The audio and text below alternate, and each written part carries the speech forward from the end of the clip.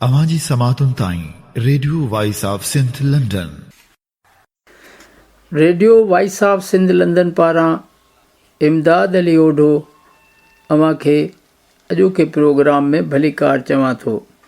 सामईन, international Sindhi women organisation पारां गुज़िरियल ॾींहुं लंदन में सिंध जी अज़ीम न्याणी डॉक्टर अफ़साना भुरगड़ी जी यादि में हिकु तक़रीब थी गुज़री। इन ई मौक़े ते अफ़साना भुरगड़ीअ खे क़ौमी जदोजहद, इंसानी हक़ूक़, ख़ुसूसन औरतुनि जे हक़नि लाइ जाखोड़ ते खेसि मुख़्तलिफ़ तनज़ीमुनि जे अॻुवाणनि भेटा पेश कई। प्रोग्राम जी शुरूआत डॉक्टर ख़दीजा महर कई, जंहिं डॉक्टर अफ़साना भुरगड़ीअ जो मुख़्तसिर तारुफ़ पेश कयो ऐं आलिन अखियुनि सां दिलि जी उकीर ऐं मोहबतुनि सां खेसि लफ़्ज़नि जी भेटा पेश कंदी रही। हिन प्रोग्राम में सिंध मां रशीदा अख़्तर पंवर ऑनलाइन तक़रीब खे ख़िताब कयो। इन ई मौक़े ते SDA जे अॻूणे सदर डॉक्टर नज़ीर ॾहर, सिंधी संगत UK जे Abdurrauf Lagari, radio voice of Sindh London ऐं वॉइस ऑफ सिंध TV पारां इमदाद अली ओढो, वर्ल्ड सिंधी कांग्रेस जे general secretary doctor Lakhu Lohano, doctor Zubaida Meetlo, Sindhi Sangat UK जी अॻुवाण हफ़ीज़ा वधियो, तालीमदान अमीर अबड़ो, सिंध डॉक्टर एसोसिएशन जे सदर डॉक्टर ज़ियाउद्दीन शेख ऐं वर्ल्ड सिंधी कांग्रेस जी चेयरपर्सन डॉक्टर रुबीना शेख ख़िताब कयो। सामईन, radio voice of Sindh London पारां हिन प्रोग्राम जी मुकमिल कार्रवाई अवां जी ख़िदमत में पेश करे रहिया आहियूं। अॼु असांजे माण्हूअ जी ज़िंदगी खे सेलिब्रेट करण लाइ सभु गॾु थिया आहियूं।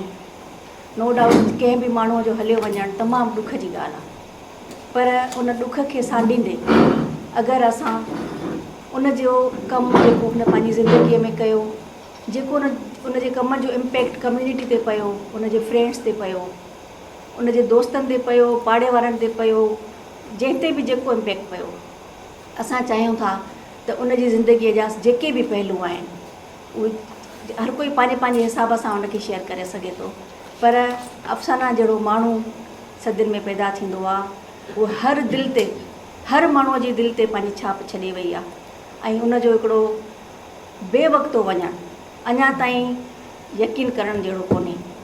पर असां जीअं त दोस्त आहियूं उनजा, असां साथी हुयासीं, असां कम्यूनिटी साॻी हुयासीं, त उन हिसाब सां नो सभिनी इन में कोई शक न आहे, सभिनी खे ॾाढो ॾुख आहे उनजे वञण जो, पर असां उन ॾुख खे, उन जी ज़िंदगीअ खे सेलिब्रेट करण जी सूरत में अॼु असां हिते मल्हाए रहिया आहियूं। असां चाहियूं था हुन जेको बि पंहिंजी ज़िंदगीअ में कयो आहे उहो असां अॼु हिते शेयर कयूं ऐं उन जी ज़िंदगीअ खे सेलिब्रेट कयूं। अॼु हिकिड़ो इहो असांजे तरफ़ खां एट्रीब्यूट आहे अफ़साना खे बीइंग अ फ्रेंड कम्यूनिटी। सभ खां पहिरीं मां चाहींदसि त डॉक्टर हुमेरा सुमरो अचे ऐं पंहिंजा जेके बि हुन जा वीचार आहिनि असां सां शेयर करे। डॉक्टर हुमेरा सुमरो। अस्सलाम वालेकुम। सभ खां पहिरीं मां शुरू करण खां पहिरीं चवंदसि त असां अफ़साना जे लाइ हिकु दुआ घुरूं। To Allah Almighty we belong, and to Him we will all return. Crave your name on hearts, not on tombstones. A legacy is etched into the minds of others and the stories they share about you. Mostly it is the loss which teaches about the worth of things and people. It's only after they leave that we think about them. Thank you all for joining us in this memorial service for our dear sister, friend Afsana Burgadi, who left this world in May to join her Creator, leaving us all shocked with grief and creating a big gap in our lives which no one can fulfill. I got to know Afsana about 6 years ago, and it was like the first time I met her, I felt I knew her from past life. And I kept saying to her, "Asa peri kade milya hu," and that's what she said to me, but we'd never met. It was किन माण्हुनि सां तव्हां सॼी ज़िंदगी गुज़ारंदा पोइ तव्हां कीअं feel थींदो आहे त तव्हां वरी बि हुननि खे न सुञाणंदा, पर किन माण्हुनि सां तव्हां मिलंदा त तव्हांखे लॻंदो आहे तव्हांजी सॼी उमिरि जी सुञाणप आहे, तव्हां हिकदमि इलाही क्लोज़ थी वेंदा। And same went for Afsana. We all became very close in a very short spell of time. We started just ISO je platform ta asan start kyo se, and then we became very personal, we became very good friends. I don't know where to start. अफसाना जो इतनी qualities हैं जो मानो शुरू ना तो कैसे कैसे समझे में भी नहीं बात कथा शुरू क्यों. So when we started with platform of ISO, but then as we went along, we started meeting more. We went on holidays together. We spent days, nights kacherin mein, and I found her. She had loads and loads of qualities. She was a very close friend, well-wisher, supporter. She was very creative. She was humble, loyal, sympathetic, loving, caring, a very nature-loving person. She always loved her walks and nature, the birds, the flowers, and she was very proud of her garden. She would, and she also did this mindfulness, so she believed in spiritualism. She was a very spiritual person, not really a religious person, but a very spiritual person. And she believed in humanity above all.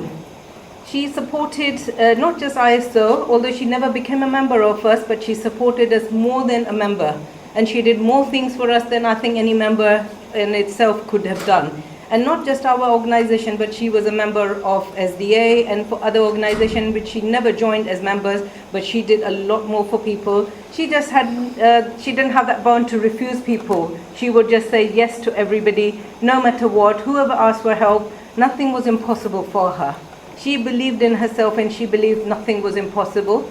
Sometimes we used to question her saying, Afsana, you know, this is impossible. And she would say, why do you think that? She was a very positive person. I don't know where she got that positivity. She was a devoted mother, a wife, a very loving mother, a loving person. She was also a professional. I don't know how she kept this balance. I used to often say to her, Afsana, I don't know how you do it. Where do you have this energy? How do you get time? We are professionals, but we never have time. Tu kano time kadaniya, tu kiya ye sab shayon karniya.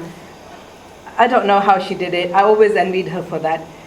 And not just that, I mean, of course, when she was well, she did everything. But last year when she became unwell and she had to take time off work, she didn't let that time go free. She made this in Sartiu in that time, and she became, you know, she did so much in those few months before she passed away. That was like a tremendous work, and that will always be a tribute to her life. Our ventures together, I will always remember all the things that we talked about. She used to make us laugh. She had the best humor I would say anybody had. I will never forget, if I close my eyes, all I can think about is her jokes, her ways of things, and this always makes me laugh. Although it makes me cry because I know she's not going to be there again. And we might not be together till God knows when, but I will always remember her in my thoughts. Her achievements for different organizations, SDA, ISO, Sindh Sartiu, and numerous other organizations, will always be remembered. And she, even to the last days when she knew she was going for her surgery, she was still on the last days, she was trying to organize different things for Sartiu. She was ringing people, trying to organize different things. Har manu ke panju shayun budhai pi tahiya kayo he project rakho hina dates pe set kare. She was in a way positive. She was thinking, and we were also planning Baitika to the surgery thindi. We'll go on holiday together, which we hadn't had for the last 1 year or so, due to different commitments and her being sick. Well, we didn't go together, so we were planning all these things ahead. Did we know that she will never be coming back? Her death will leave a big gap in our lives as a friend, as a wife, a mother, and a devotee of Sindh, and a person who really wanted to make a difference. And I'm sure if she was alive in future, she might have become a chief minister of Sindh one day. I'm sure she would have. And she would have done more for Sindh than anyone else in this, in Sindh or in Pakistan would have ever done for Sindh. For her, I will quote a thing: to the well-organized mind, death is the next great adventure. Death ends a life and not a relationship. She will always stay in our hearts and in our memories and bring smiles and tears. And above all, she will remain in our prayers, and I'm sure we will meet once again. Mostly it's I would say we would always all remember her. So I would say we all remember her in our prayers. That will be the best thing towards her. and we'll always achieve, we should all try and see what we can do for her organizations, whatever she wanted to achieve. It's very difficult, we're all busy, but maybe we could all move forward and try and help out Ada Kasi and the children to fulfill her dreams.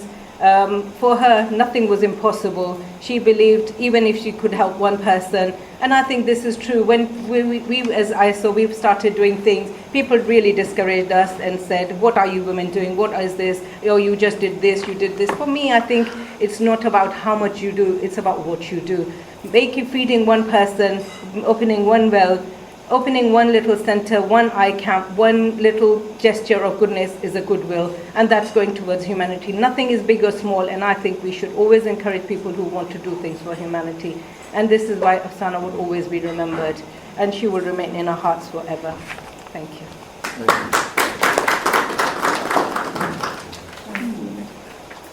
Thank U मेरा अफ़साना हिकिड़ो तमामु वॾो कमु नंढड़े time में करे वई हुई। हुन जेको सिंध सर्तियुनि जो ग्रुप सेटअप कयो हो सिंध में, असल में उहो बि असां सां लाइव आहे ऐं उहे सभु जेके असांजो हुनजो ग्रुप जो मेंबर्स आहिनि उहे वेट थियूं कनि पियूं ऐं उन्हनि खे बि पंहिंजा व्यूज़ ऐं जेके ख़्यालात आहिनि शेयर करणा आहिनि असां सां।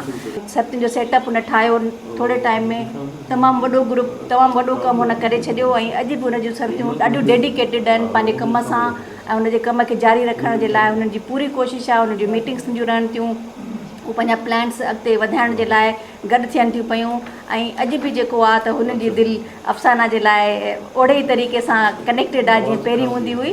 त मां चाहींदसि त सभ खां पहिरीं मां इनवाइट कयां अदी रशीदा अख्तर पंवर खे, जेका आहे एडवोकेट आहे, जेका वकील आहे इन हाई कोर्ट सिंध।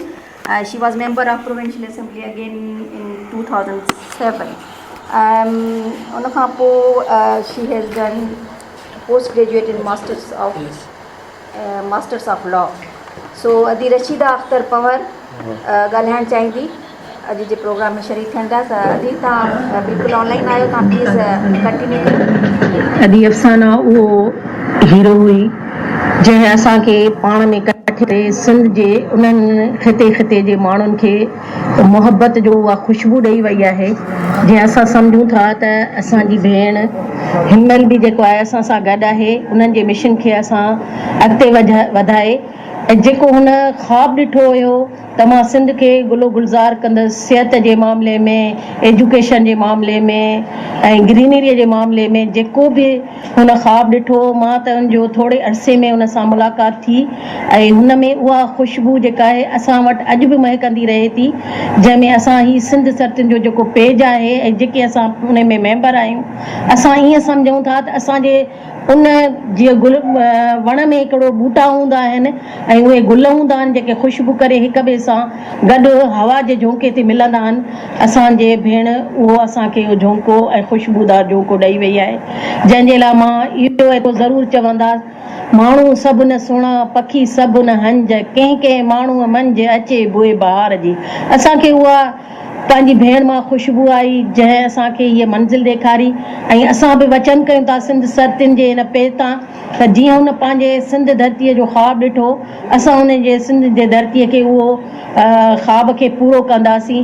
हालांकि चवंदा आहिनि त जॾहिं जेको बि पार्टी हुजे या पेज हुजे या जेका बि सिंध समाज का बि तंज़ीम हुजे, जॾहिं हुनजो ऑनर जेको आहे हिन दुनिया मां हलियो वेंदो आहे त उनखे क़दुरु न, असांखे अॼु उहो मिशन ॾेई वई आहे जंहिं ते असां अॻिते हली पंहिंजी भेण खे उहा मिशन खे अॻु वधाईंदासीं। इनशाअल्लाह असां हुनजे हर ख़्वाब खे पूरो कंदासीं ऐं असीं हीअ उहा ज़ंजीर जोड़े सिंध खे सरसब्ज़ कंदासीं ऐं प्लस में असां जेको आहे उन भेण जे उन्हनि कमनि खे अॻिते वधाईंदासीं जे उन जे लाइ सदके जारिया शुरू थियो आहे ऐं इनशाअल्लाह जारिया थियनि जेतर असांजी ज़िंदगी आहे। असां इन कम खे कॾहिं बि रोकींदासीं न। हींअर बि असां जेके उन जा मिशन आहिनि उन्हनि खे अॻिते वधायूं पिया, जीअं हींअर असां सिंध जे अंदरि बूटा लॻायूं पिया, उन जे लाइ वण पैदा कयूं पिया, उन सां गॾु असां कैंपूं लॻायूं पिया, आई कैंप हुजे ऐं चमड़ी जी कैंप हुजे या जेके बि कैंप्स आहिनि या ॿारनि में जेको आहे सो ग्रोथ जा जेके आहिनि उन्हनि जे सिहत जे लाइ जेको बि प्रोग्राम अदी ॾेई वई आहे ऐं इनशाला असां उनखे कॾहिं थैलेसीमिया जो आहे उन जा जेके बि हींअर प्रोग्राम थींदा इनशाला जल्दी असां वरी तव्हांखे ॾेखारींदासीं ऐं मां सॼी दुनिया में असांखे सुरखुरू करे वई आहे। सिर्फ़ु हुन सिंध जो हिकिड़ो नारो हयो पर उन सां गॾो सॼी दुनिया जे औरतुनि खे वसी एॾो करे वई जो वॾी दुनिया। अॼु तव्हां लंडन में वेठा आहियो, असीं तव्हां सां गॾु आहियूं, तव्हां लंडन में वेठा आहियो, तव्हां असां सिंधी सिंध पिया ऐं इनशाला इहो वक़्तु परे न आहे त अॼु जो उहो मिशन ऐं हुन जे हिन ख़्वाब खे असां ज़रूरु पूरो कंदासीं ऐं इनशाला उन जे बचनि लाइ दुआ घुरायूं, त घर वारे लाइ दुआ घुरायूं, उन जे हर सर्तीअ लाइ दुआ घुरायूं, उन जे भाउरनि लाइ सॼणनि लाइ दुआ घुरायूं ऐं इनशाला असांखे यकीन आहे त हिन प्रोग्राम खां पोइ असांजा सॼण असांजूं सर्तियूं असां सां बांह ॿेली थी ऐं अॼु जी मिशन खे असां सां गॾु असीं हिकु लम्हो बि इनशाला उन जे मिशन खे पोइ न कंदासीं। असां पंहिंजा घर ॿार बि इन जे सुठे कम जे लाइ अॻिते वधनि। जीअं ईअं सम्झो त रहियल लंडन में हुई ऐं वसंदी जेका सिंध में अॼु बि हूअ जेका आहे सिंध में वसे पई ऐं हुनजो घर घर ते रस्ते रोड ते हुनजो नालो आहे। इनशाला हिन जो जारी रहंदो। अफ़सर जा त इलाही रूप आहिनि ज़िंदगीअ जा, केॾे थी ॻाल्हाए केॾे थी ॻाल्हाए पोइ हाणे मां दावत ॾींदसि नज़ीर ॾियण खे अची करे। सो अदिन ॻाल्हायो आहे उनजी पर्सनैलिटी जे बारे में काफ़ी, पर असीं कार में ॻाल्हाईंदा पिया अचूं ऐं डिस्कस कंदा पिया अचूं त जेतिरो माण्हू अफ़साना जे बारे में ॻाल्हाए थो त ओतिरी वधीक नॉलेज मिले थी। अहिड़े तरीक़े सां जो समुंड जे अंदरि तव्हां गोतो लॻायो तव्हांखे ॿिया मोती मिलंदा, त अहिड़े तरीक़े सां उन जी लाइफ ऐं कमनि जे बारे में नवां नवां मोती मिलनि पिया जेके नज़र अचनि था उन जे कम जे बारे में, उन जी लाइफ जे बारे में। जहिड़ो कर चैरिटी कम ते त पोइ अचूं था, सोशल लाइफ में उनजा मल्टीपल इंट्रस्ट हुया, वेरीड इंट्रस्ट हुया। हिकिड़ी रिवर ही जेका फ्लो करे पई, संदसि प्रोफेशन एज़ एनेस्थेटिस्ट पंहिंजी जॻह ते हुयो, हुन में शी एक्सेल्ड एक्सपीरियंस एनेस्थेटिस्ट हुई। उहो ईअं मालूम थियो त जेके कॉलीग्स हुनजा आया हुनजी फौती लॻे पियो त डिपार्टमेंट में हू केतिरी पॉपुलर हुई जो एतिरा माण्हू दे टर्न्ड अप फॉर फ्यूनरल, पर उन अलावा हुनजा केतिरा वेरीड इंट्रस्ट हुया। फॉर एग्ज़ाम्पल हिप्नोसिस में हुन तव्हां डिग्री कई आहे, डिप्लोमा की हिप्नोसिस में।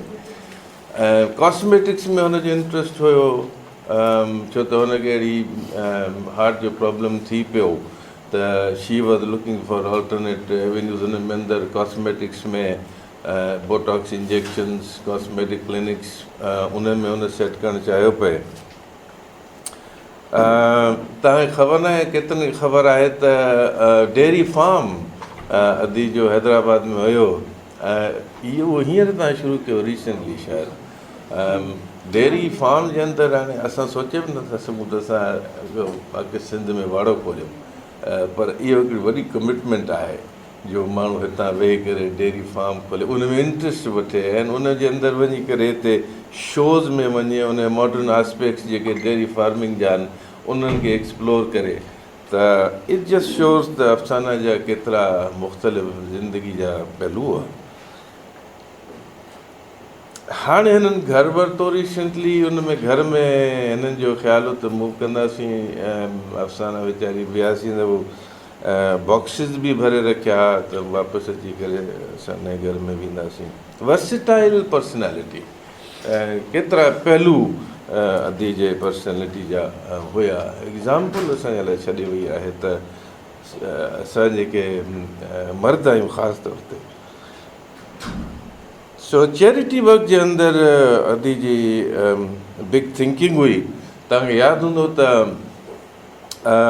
शुरू में जॾहिं हुनजो वॾी सोच जेका हुई, वॾो प्रोग्राम कॾोगन हाउस में जेको हुननि रखणु चाहियो पए, अमेरिका खां फ़नकार असां वटि आई, मोबिलाइज़ कीअं असांखे घर घुराई, मानी खाराइनि, पोइ ॾेखारी त हीअ प्रोग्राम आहे। हिकिड़ी ॿी संदसि फ्रेंड हुई पीटरबरा में, जंहिंसां मिली करे सॼो मक़सदु इहो त चैरिटी फंड रेज़िंग कयूं ऐं जेके उन जा प्लान्स हुयनि उनखे असां रियलाइज़ कयूं। असांखे सम्झ में कोन थे आयो टू बी ऑनेस्ट, असां जॾहिं वेठासीं SDA जा त हीउ हेॾो वॾो प्रोग्राम कीअं थींदो, पर असांखे कन्विंस करे वई ऐं प्रेज़ेंटेशन करे ॻाल्हाए। इट जस्ट शोज़ त हुनजे साम्हूं वॾा चैलेंजिस, वॾा प्रोग्राम का ॻाल्हि कोन हुआ। ऐं असां जी लीडर हुई ऐं असांखे लीड कंदी हुई, आइडियाज़ में प्रैक्टिस में लीड कंदी हुई। अहिड़े तरीक़े सां असांजो फ्रेंड्स जो ग्रुप या SDA जी जेका सोच या डाइवर्जन या फोकस एजुकेशन जे तरफ़, उहो अदी अफ़साना असांखे इंट्रोड्यूस करायो। छो जो वेल बिफोर आऊं प्रेसिडेंट हुउसि SDA जो, पर्सनल बेसिस ते पंहिंजे पीटरबरा जे अंदरि असां वेंदासीं घुमण जे लाइ, त अदी जी सिस्टर जेका आहे शाहाना, उहा अञा ताईं उते सिविल लाइन में रहंदी आहे ऐं हुननि जे घर में, उन जे अंदरि घर जे अंदरि स्कूल हुननि शुरू कयो। जेके पाड़े ॿार हुया उन्हनि खे पढ़ाइण, जेके रुलंदा हिते हुते। पोइ आऊं उते पाण वियुसि हुन जे घर ऐं शाहाना सां मिलियुसि ऐं I got to know my self त उहो कमु कहिड़ो था कनि पिया। That was the very first and many years ago. इहा जेका असां शुरूआत हुननि कई, असांजो ज़हन जेको इन तरफ़ वियो। उन खां पोइ वरी ही ॿियूं ॻाल्हियूं हिते असां SDA शुरू कयोसीं एजुकेशन जी तरफ़, पर that was the very first time. ऐं उनजी सक्सेस एतिरी हुई जो सेकेंड या थर्ड विज़िट में जॾहिं आउं वियुसि त उहो तमामु हिकिड़ो सुठो स्कूल ठही चुको, अलॻि सां बिल्डिंग, उन में मास्तरियाणियूं वग़ैरह ॿार हे हो, उहो सॼी इस्टेब्लिशमेंट उहा थी चुकी हुई। सो फैमिली जो फेवर एंड फ्लेवर आहे, फैमिली जे अंदरि DNA आहे एजुकेशन जो, सिस्टर जे through, ladies led, women led family, जंहिंमें इहे सभु आइडियाज़ औरतुनि जा हुआ। आई डोंट थिंक त अबोली या ब्रदर्स जेके मूंसां मिलिया त उहे मूंखे को घणो चैरिटी जे तरफ़ या इन्हनि सोशल वर्क जे तरफ़ माइल लॻा, बिकॉज़ सभु ॿाहिरि आहिनि। पर हिन फैमिली जे अंदरि लेडीज़ जो वॾो रोल रहियो आहे इन चैरिटी कम जे तरफ़। जहिड़ी तरह तव्हां ॿुधो हींअर तव्हां क्लिप ॾिठी त इन जे क्लिप जे अंदरि बि education oriented drama and theatre अदी जेको सो इस्टेब्लिश कयो, उन तरफ़ उन महिनत करे सोचे प्रिपेयर करे उन जी प्रोजेक्शन इशू प्रोजेक्शन बि तव्हां ॾिठो त उन में अदी मुख़्तलिफ़ अंदाज़ में being an actor, being an author, उहो अफ़साना कयो। And I think that is setting an example for all of us. त सिर्फ़ु असां पैसा रेज़ करे चैरिटी सां सम्झूं था न, खीसे मां कढी करे ॾेई छॾियो, इहा ॻाल्हि कोन्हे। ॻाल्हि इहा हूंदी आहे त उन में महिनत, उन में कमु, उन में सोच, मुख़्तलिफ़ अंदाज़ में डेडिकेशन ज़ाहिर थी करे इहे इंसान जी, त उन जी कमिटमेंट, उन इंटेंसिटी उहा केतिरी आहे। उन खां पोइ थोरो घणो SDA जे बारे में ॻाल्हायां, उनजो रोल जेको पोइ वरी SDA में फॉर्मली असां हुनखे उहिदो ॾिनो त जीअं हू SDA सां गॾु कमु करे,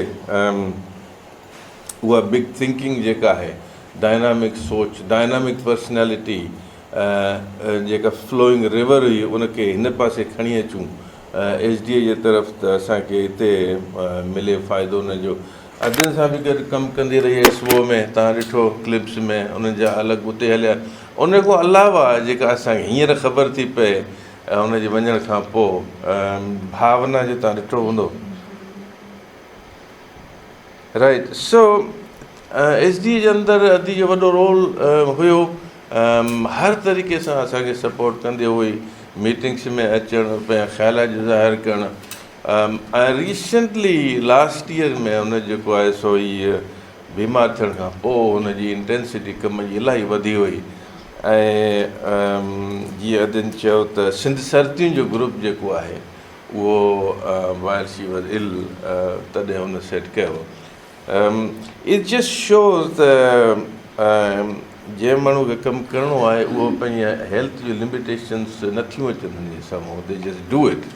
So she was a doer. हूअ न ॾिसंदी हुई तबियत कीअं आहे छा आहे.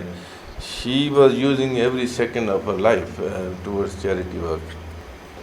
So ॻाल्हि इहा आहे त असां हुनखे कन्वर्ट कीअं कयूं. हुनजी लाइफ खे हिकिड़ो दुखदायक इंसिडेंट थी पियो आहे, हिकिड़ो वॾो लॉस आहे, पर हुनजी लाइफ खे असीं सेलिब्रेट करियूं, उन्हनि जी हिननि सभिनी शयुनि खे कन्वर्ट कयूं पॉज़िटिव एनर्जी में, ऐं उन मिशन खे सॼे खे त मुमकिन ई कोन्हे त असां हिकदमि खणी सघूं, पर कंहिं न कंहिं अंदाज़ में एज़ अ फोकस प्रोजेक्ट अॻिते खणूं.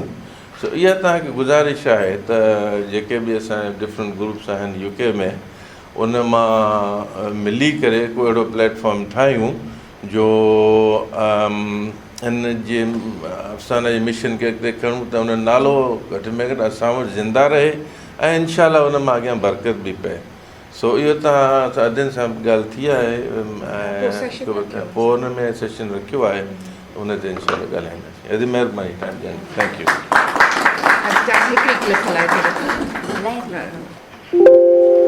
मां मरणो न आहियां, देश मटाए वरणो आहियां, तूं बि चनेसर जो कुझु चाहीं मूंखां अॻु में वरणो आहीं.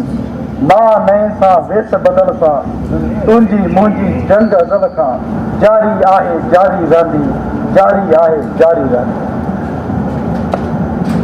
Now I will ask our friend Dr. Afsana Burgadi. She is a great supporter and she is with us today. We are fortunate. Afsana Burgadi, thank you.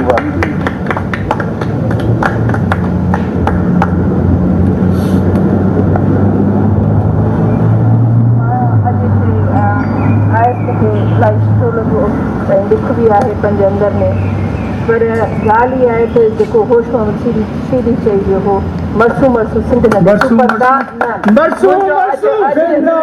मुंहिंजो अॼु नारो इहो आहे, न मरसू न मरसू सिंध बि न ॾिसूं. न मरसू न मरसू सिंध न ॾिसूं. न मरसू न मरसू सिंध न ॾिसूं. न मरसू न मरसू सिंध न ॾिसूं. न मरसू न मरसू सिंध न ॾिसूं. न मरसू न मरसू न मरसू सिंध न ॾिसूं. सभिनी खे मां इहो ॿुधाइण सिंधियुनि खे मारणु एॾो सवलो कोन्हे, सिंधियुनि खे दॿाइणु एॾो सवलो कोन्हे. असां सभिनि खां तव्हां केतिरी कोशिशि कई आहे, पर असां न दॿजायूं न मरंदासीं, न ई असांखे कोई मारे सघंदो. असां पावरफुल आहियूं, असां स्ट्रॉन्ग आहियूं, असांजूं नियाणियूं स्ट्रॉन्ग आहिनि. तव्हां हुननि सां केतिरो बि ज़ुल्म कयो था, इहो न सम्झो त अकेलियूं आहिनि, असां सभई गॾु आहियूं ऐं असां हमेशह गॾु रहंदासीं. ऐं कॾहिं बि इहो असांजी सिंध जे मथां कोई ज़ुल्म करे ई नथो सघे. ऐं जेके असां खणी विया आहियूं छिका वापसि आणियो. अगरि तव्हां सम्झो था ॾोहारी आहियो, ट्रायल कयो, ॿुधायो, असां बीठा आहियूं. ऐं कोई इल्ज़ाम आहे त साबित कयो. ऐं अगरि उहो पंहिंजे हक़ ख़ुदि राजियत लाइ या पंहिंजे क़ौमी हक़ लाइ, पंहिंजे राइट्स लाइ अगरि कोई बि जिदोजहद कनि था त उन्हनि जो हक़ु आहे, उहो हक़ु उन्हनि खे मिलणु खपे. ऐं असां पंहिंजी नियाणियुनि सां गॾु आहियूं. इंतिहाई शर्मनाक ॻाल्हि आहे, रमज़ान जे महीने में इस्लामिक स्टेट में तव्हां वेही नियाणियुनि खे पकड़ियो था, उनजा कपिड़ा फाड़ियो था. इहा एक्सेप्टेबल ॻाल्हि कतई कोन्हे का. न मरसूं न मरसूं सिंध न ॾिसूं.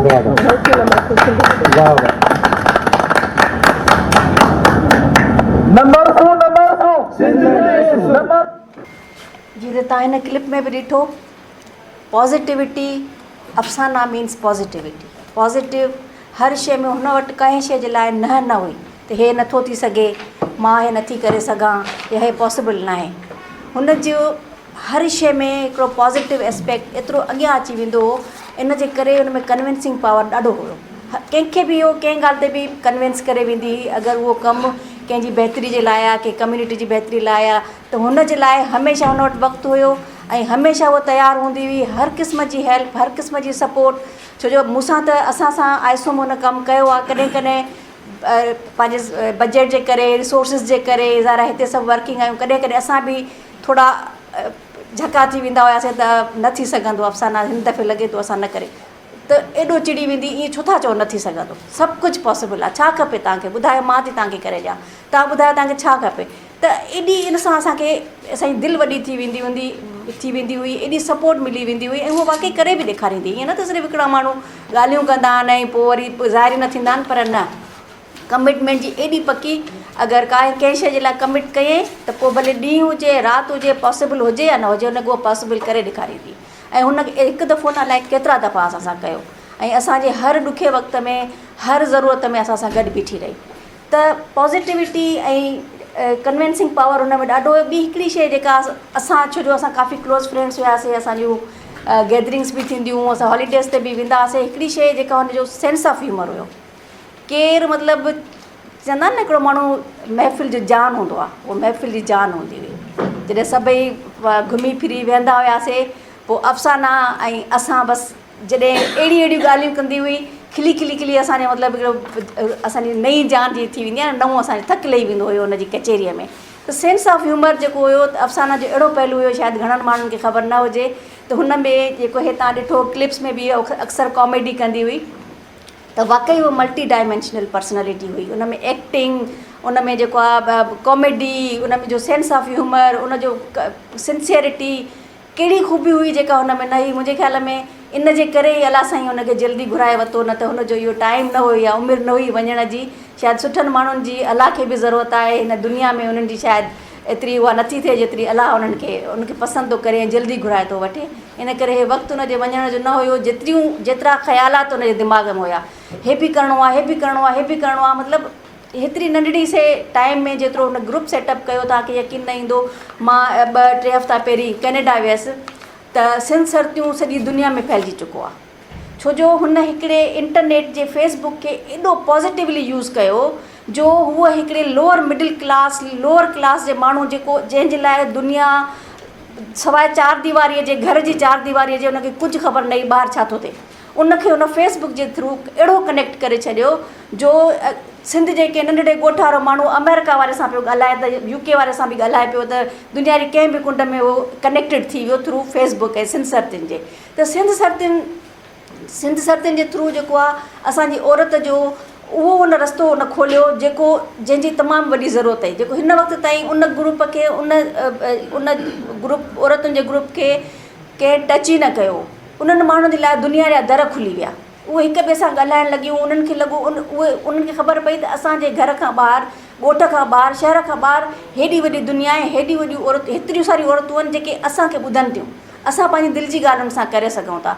3 हफ़्ता पहिरीं मां कैनेडा वियसि, लिटरली जॾहिं उन्हनि खे ख़बर पई मुंहिंजी त ख़दीजा महर लंडन खां आई आहे, त अहिड़ियूं अहिड़ियूं मायूं मूं वटि अची करे मूंसां मिलणु आयूं, सिर्फ़ु इहो त अदी तूं अफ़साना खे सुञाणे थी, ऑफकोर्स मुंहिंजी क्लोज़, पोइ अची मूंसां स्पेशली टाइम स्पेंड पियो कनि, तूं अफ़साना जूं ॻाल्हियूं कर असां सां, ॿुधाए उहा कीअं हूंदी, उहा छा चवंदी, उहे त एतिरो माना हुन माण्हुनि जी दिलनि खे टच कयो आहे। स्पेशली उन औरत जी क्लास खे जेका इग्नोर्ड हुई, जंहिंखे कोई बि न पुछंदो हो, सिंध जी उहा औरत अॼु पाण खे तव्हां ॾिठो सिंध सरतियुनि जी जेका रिप्रेज़ेंट पई करे, केॾी जेका त उन में हिकिड़ी एनर्जी हुई, उन मोटिवेटेड हुई, कमिटेड हुई, त उनखे इहो विज़न हुयो अफ़साना जो, जंहिंखे हाणे उहो फॉलो थियूं कनि। ऐं थोरे से 6 महीननि जे टाइम में, 8 महीने जे टाइम में एॾो वॾो ग्रुप सेटअप करणु, उनखे एॾो मोटिवेट करणु, जेके हाणे उन जे मिशन खे अॻिते खणी हलण जे लाइ पंहिंजो टाइम वक़्फ़ु करे चुकियो आहिनि, उहो पंहिंजे पाण खे डेडिकेट करे चुकियो आहिनि। ऐं अगरि अलाह साईं थोरो बि अफ़साना खे मोहलत ॾिए हा, अफ़साना सिंध जी औरत जी ज़िंदगीअ में तमामु वॾी चेंज आणे आहे। त अफ़साना जो वञणु नो डाउट असांजे लाइ बीइंग अ फ्रेंड, कम्यूनिटी, असांजी क्लोज़ फ्रेंड हुई, पंहिंजी फैमिलीअ जे लाइ उन्हनि जी ज़ारा फैमिली जो हिसो हुई, उन्हनि जो त अहिड़ो लॉस आहे जेको कॾहिं बि पूरो कोन थी सघंदो, पर जेको लॉस सिंध जो थियो आहे, सिंध जी औरत जो थियो आहे, इहो लॉस सदियुनि में पूरो कोन थींदो। त ॻाल्हियूं त इलाही आहिनि, यादूं इलाही आहिनि, जेके मां शेयर करणु त चाहियां, सॼो ॾींहुं गुज़री वेंदो, पर जीअं त टाइम जी लिमिटेशन आहे, इन करे मां चाहींदमि त असांजो ॿियो साथी अचे ऐं पंहिंजा ख़्यालात असां सां शेयर करे। अदा अब्दुल रऊफ़ लगारी, जेके सिंध संगत UK जा कल्चरल सेक्रेटरी आहिनि, प्लीज़ अदा अचो ऐं तव्हां पंहिंजा। सभिनी खे अस्सलाम वालेकुम। जीए सिंध, जीए लतीफ़। अॼु असीं सभु ख़दीजा अफ़साना खे यादि करण लाइ हिते गॾु थिया आहियूं। हूअं त हर शख़्स जी शान थियणी आहे, पर कुझु शख़्स पंहिंजे आला किरदार जे करे ख़ासि थियनि था, ऐं उहे मौत खे बि मात ॾेई माण्हुनि में, तव्हां में, असां में, उन्हनि जे दिलनि में हमेशह ज़िंदा रहनि था। अदी बि अहिड़नि फ़रिश्तनि मां हिकु आहे। अदी अफ़साना पंहिंजे मसरूफ़ ज़िंदगी मां वक़्तु कढी सिंध जे पीढ़ियल तबिके, ख़ासि करे औरतुनि लाइ न सिर्फ़ु सोचींदी हुई पर उन्हनि लाइ अमली तौरु पंहिंजो किरदारु निभायो। अदी सिंध जे ॿरंदड़ मसइलनि जहिड़ो जबरी गुमशुदगी, ज़बरदस्ती मज़हब मटाए माइनर हिंदू छोकिरियुनि जी शादियुनि, पाणी जी खोट, सिंधू दरिया ते डेम ठाहिणु, सिहत जे मसइलनि ऐं ॿियनि सभिनी मसइलनि ते आवाज़ु उथारणु ऐं आगाही ॾियण में पंहिंजो किरदारु अदा कयो। अदी अफ़साना बुरगड़ी जो असां विछोड़ो सिर्फ़ु असांजो विछोड़ो न बल्कि पूरी सिंधी क़ौम जो तमामु वॾो नुक़सानु आहे। अदी सिंध जी सची आशिक़ हुई। अदी ज़ाहिरी तरह सां त हिते UK में रहंदी हुई पर अदी जो रूह ऐं दिलि सिंध खां परे न हो। अदी अफ़साना जो हिकु ख़्वाबु इहो बि हो त हिते रहंदड़ असां जेके बि सिंधी डायस्पोरा ऑर्गेनाइज़ेशन्स आहियूं गॾिजी सिंध जे गॾियल मसइलनि ते इतफ़ाक़ करे ऐं गॾिजी कमु कयूं। अदी जो इहो ख़्यालु अदी जी अज़मत अज़ीम शख़्सियत हुजण जो पाण सबूत आहे। असांखे अदी जो ख़्वाबु पूरो करिणो पवंदो ऐं अॼु हिते वचन करिणो पवंदो त असां सभु सिंधी डायस्पोरा ऑर्गेनाइज़ेशन्स मिली करे सिंध जे मसइलनि ते गॾिजी कमु कयूं। साईं लतीफ़ जो ई शाइर जेको अदी ते बिल्कुलु अदी जी शख़्सियत जी अक्कासी करे थो, इहो मां पढ़ंदुमि। वण था मेवो कनि पाण न खाइनि पंहिंजो, ठिकर भितर अंबड़ा धूणो धार सहनि, पसो लॼ लतीफ़ चए वीचारनि वणनि, फिरियो फर ॾियनि ऐं मुंद मुक़ाबिल पंहिंजे। महिरबानी जी असां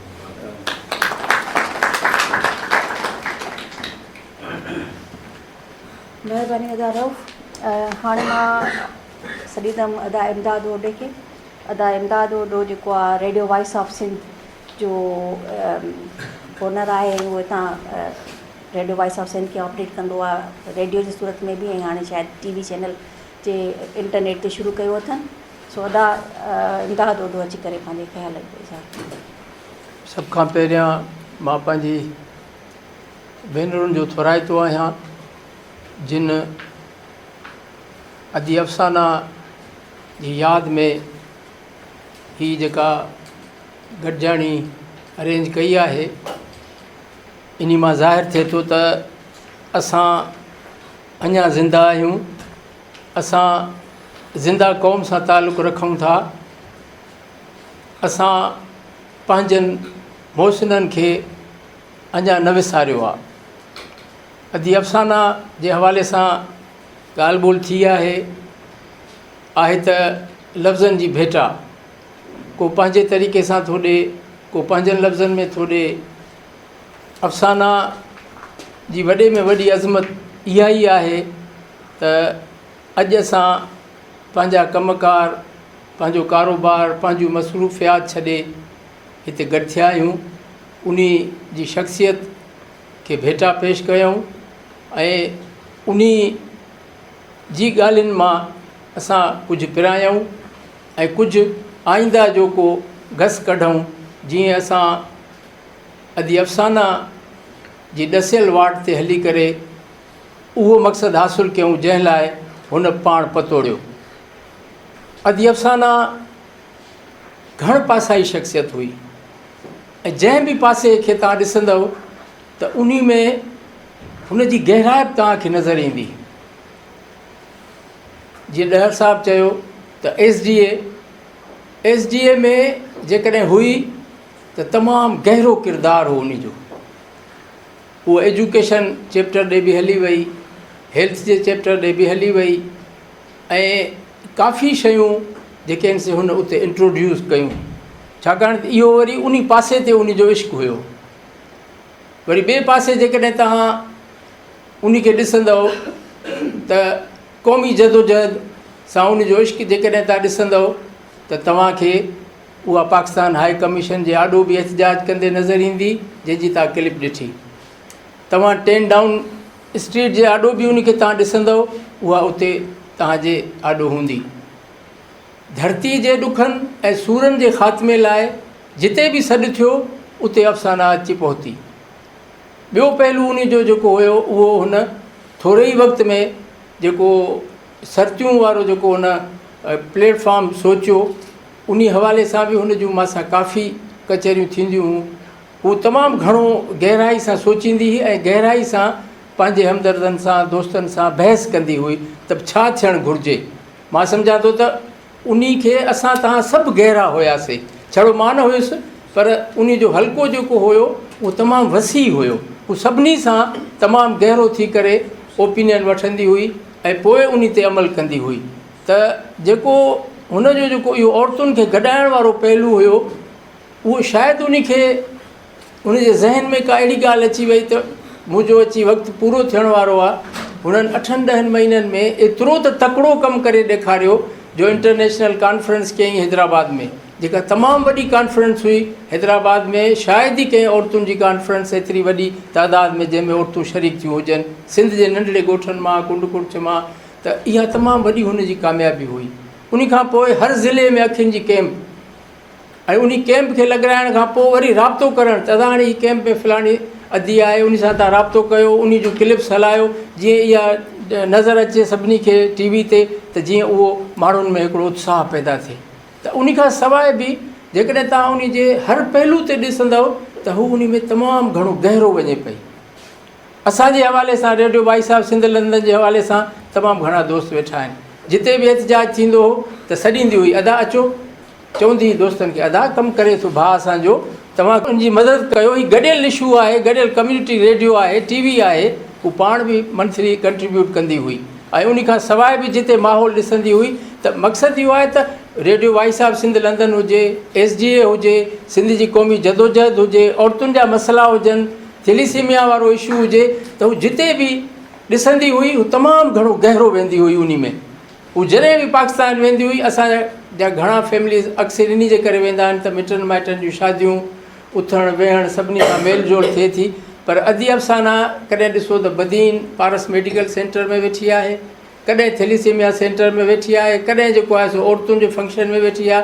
हुनखे पंहिंजी ज़ातियात जे लाइ, पंहिंजे मिटनि माइटनि जे लाइ को वक़्तु ई कोन्हे, सभु उन खां पंहिंजा कावड़ियल आहे इन हवाले सां त तूं असांखे वक़्तु ई कोन थी ॾे। त असां उन अज़ीम औरत खे हिते सलाम पेश करण लाइ गॾु थिया आहियूं ऐं उन जी अज़मत खे जेतिरो बि असां ॻाल्हायूं ओतिरो घटि आहे।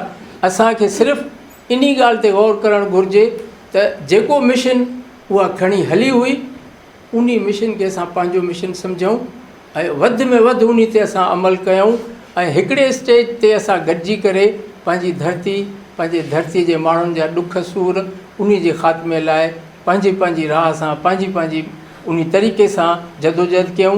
इहो उन जो मक़सदु हो, इहो असांजो बि मक़सदु हुजणु घुरिजे। वॾी महिरबानी। हाणे मां सॾु कंदमि अदा लखू लुहाणे खे, जेके सेक्रेटरी जनरल आहिनि वर्ल्ड सिंध कांग्रेस जा। अदा लखू पंहिंजा ख़्यालात। बेटा ही चयो त नसे वण वणनि में नसे कातियारियूं, पसियो बाज़ारियूं हींअड़ो मूं लूणु थिए। हिन क़िस्म जे जॾहिं वेठो आहियां त हिन क़िस्म जे इवेंट्स में त अदी असां सां गॾु हूंदी हुई ऐं अॼु बि असां सां गॾु आहे। सिंधीअ में चइबो आहे त मौत बरहक़ आहे, जेको ठिकर ठहियो आहे उहो हिकिड़े ॾींहुं ज़रूरु टुटणो आहे। कॾहिं असीं बि हलिया हलंदासीं। मौत इंसानी हक़ीक़त जो, इंसानी ज़िंदगीअ जो तमामु ॾुखो ईंदड़ हक़ीक़त आहे। उनजा ॿ पहलू आहिनि, हिकिड़ो ज़ाती पहलू आहे। हिननि ॿारनि लाइ छपर छां हुई, अधे वकासीअ लाइ बरजलो हुई, असांजे लाइ ॾढ हुई।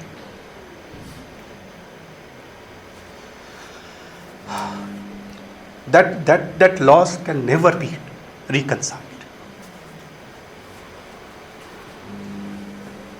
ॿियो पहलू हुनजो जे समाज मां माण्हू उभरे थो ऐं पैदा थिए थो, उन लाइ जेको कुझु करे थो उन जा जेके असर आहिनि उन जे हवाले सां आहिनि।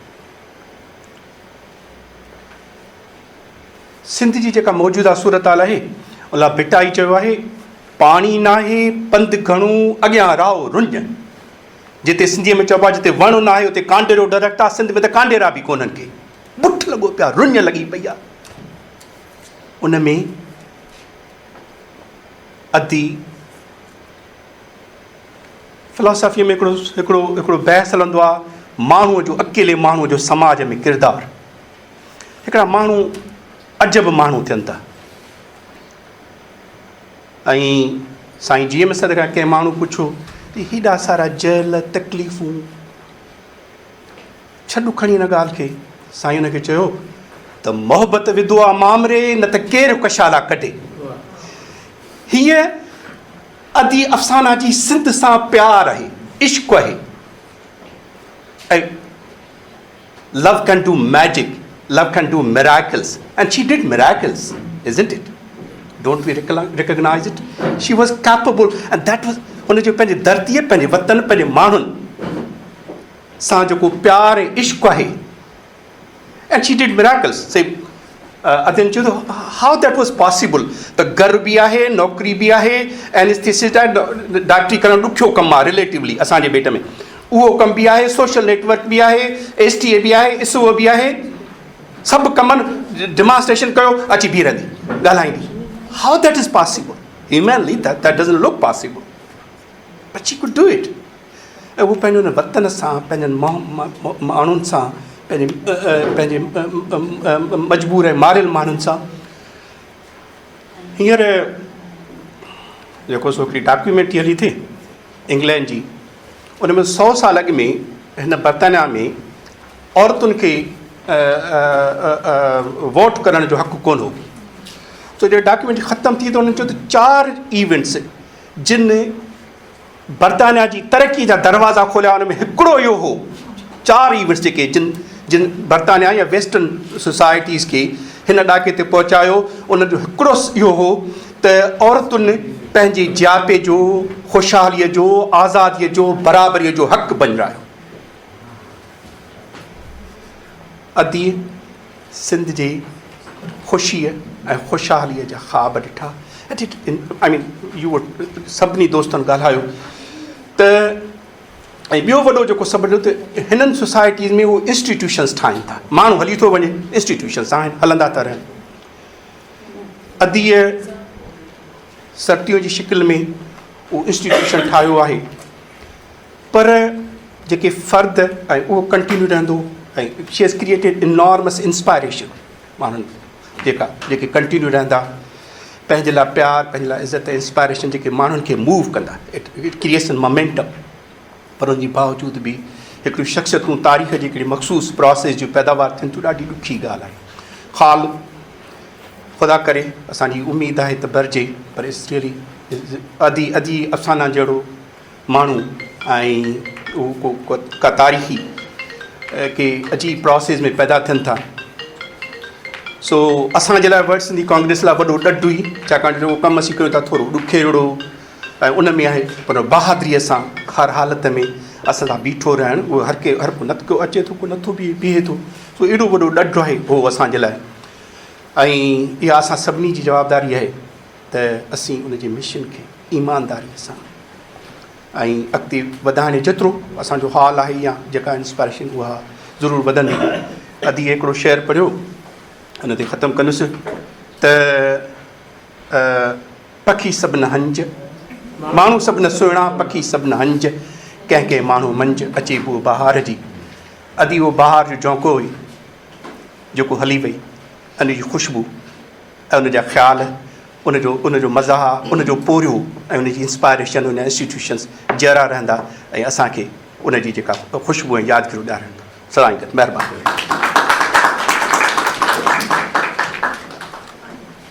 महिरबानी अदा। इहो ई आहे जेको इंसान त हर को हले थो वञे, पर ज़िंदा उहो रहे थो जेको हिन दुनिया में कुझु करे थो वञे।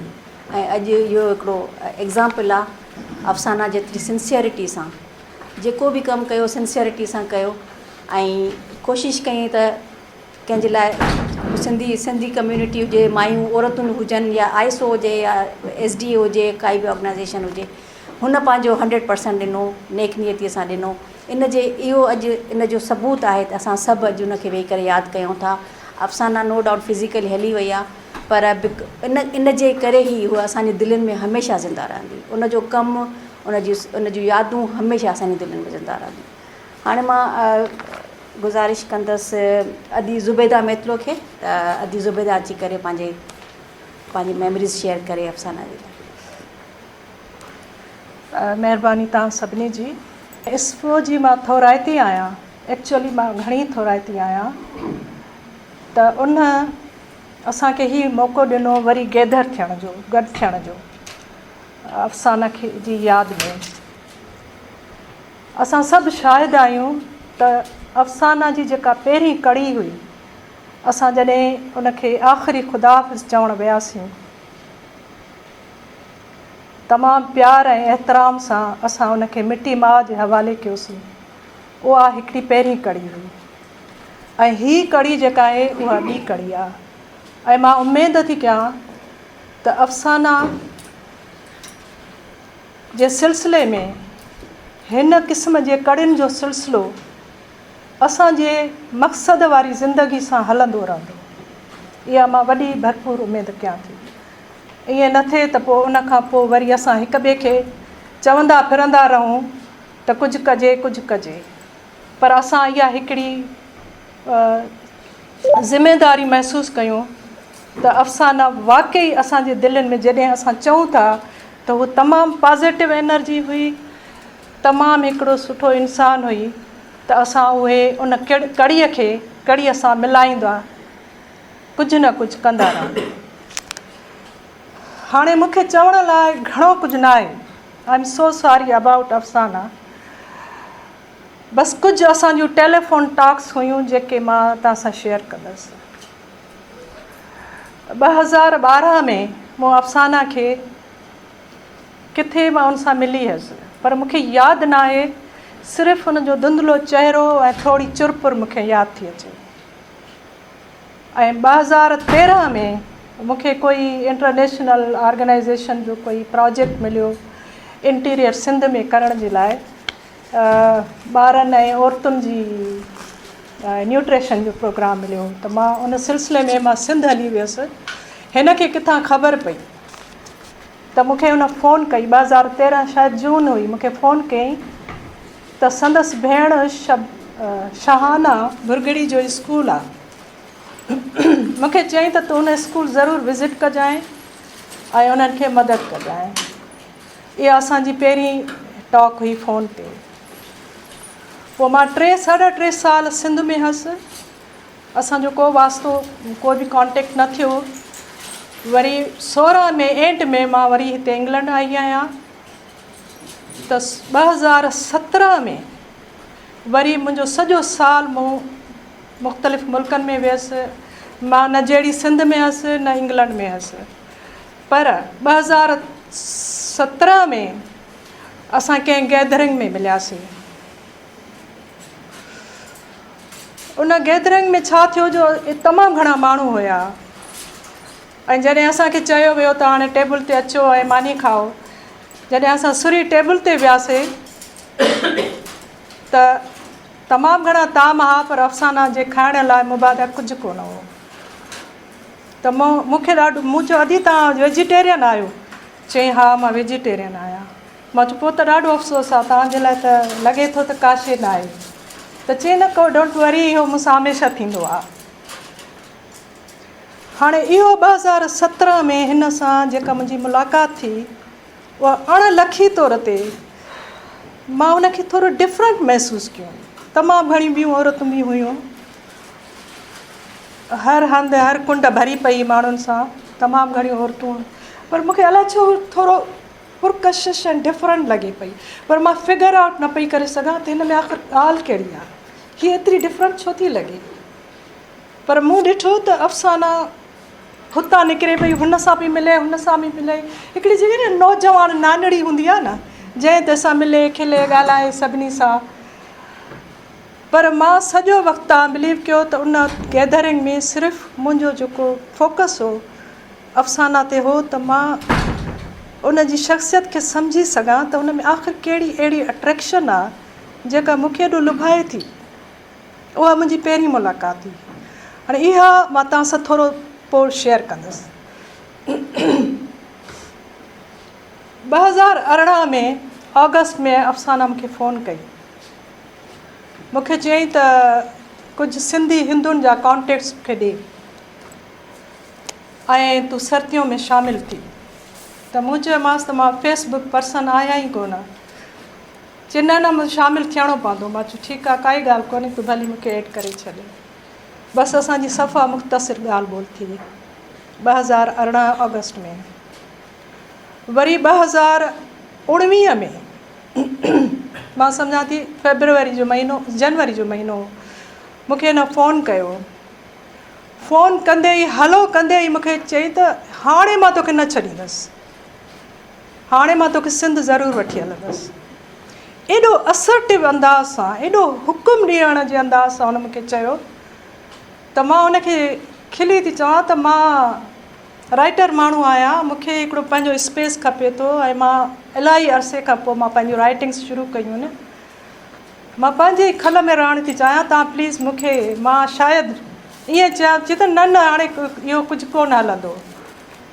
सो मूं हुनखे चयो त तूं त डॉक्टर माण्हू आहे, तूं माण्हुनि खे बेहोश करण बि ॼाणी, वरी माण्हुनि खे होश में बि आणणु ॼाणी, मां छा कंदसि तोसां गॾु। त खिली चए थी तूं बि त डॉक्टर आहे न, गॾिजी जेके माण्हू रहिया खोया आहिनि गॾिजी असां उन्हनि खे होश में आणींदासीं सिंध में।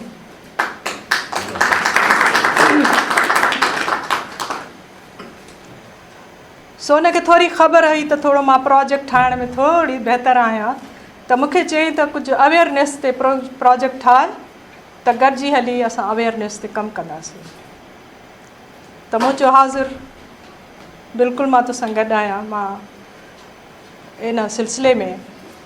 पर हुनजो जेको, हालांकि मुंहिंजे साम्हूं कोन हुई, पर हुनजे लफ़्ज़नि में जेका जान ऐं जेका ज़िंदगी ऐं जेका कशिश हुई न, उहा लाजवाब हुई। उहा जेकॾहिं मूंखे चए हा न त मां थोरे अरसे खां पोइ वञा थी, दुनिया छॾे थी वञा, ज़ुबैदा मूंसां गॾु हलंदी त मां चवांसि हा मां हली पवंदसि तोसां गॾु। एॾी हुनजे लफ़्ज़नि में जान हुई।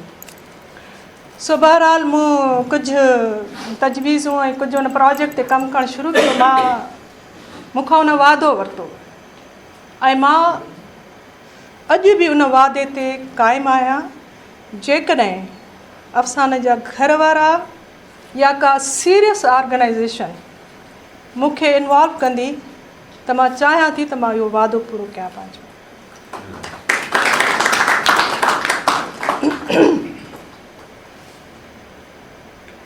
उनखां पोइ 2019 में मुंहिंजे फ़ोन ते मिस कॉल रजिस्टर थियल हुई। तव्हां सभिनी खे ख़बर आहे त असां पंहिंजूं ज़िंदगियूं बि गुज़ारियूं था। मूं सोचियो त ठीकु आहे, पंहिंजे टाइम ते मां रिस्पॉन्स कंदीमांसि। तव्हां यकीन ॼाणो त मूंखे अफ़साना जी ज़िंदगी जी हिकिड़ी ॻाल्हि जी बि ख़बर न हुई। मूंखे इहा बि ख़बर न हुई, मुंहिंजी इग्नोरेंस आहे। मां अॼु यकीन सां तव्हांखे इहो एडमिट थी कयां त अफ़साना कहिड़ा कहिड़ा कम कया, छा हुई, मूंखे कुझु ख़बर न हुई। तव्हां बिलीव कयो, मूंखे कुझु ख़बर न हुई। मूंखे इहा बि ख़बर न हुई त अफ़साना बीमार आहे। पर मां ईअं सम्झो त हुन मूंखां ख़ुदा हाफ़िज़ करण जे लाइ फ़ोन कई हुआ। हाणे अचो इन ॻाल्हि ते त 2017 में उन गैदरिंग में जेको मां अफ़साना खे ॾिठो ऐं हाणे मां उनखे जेकॾहिं रिकलेक्ट थी कयां, उन सॼी मेमोरी खे, या उन बेलखो जेको शौरी ऐं लाशौरी तौर ते हुनखे जीअं मां महसूसु कयो, जीअं तव्हां सभु चओ था, मां जेकॾहिं उहे साॻा लफ़्ज़ चवंदसि त वरी रिपीटेशन थींदी।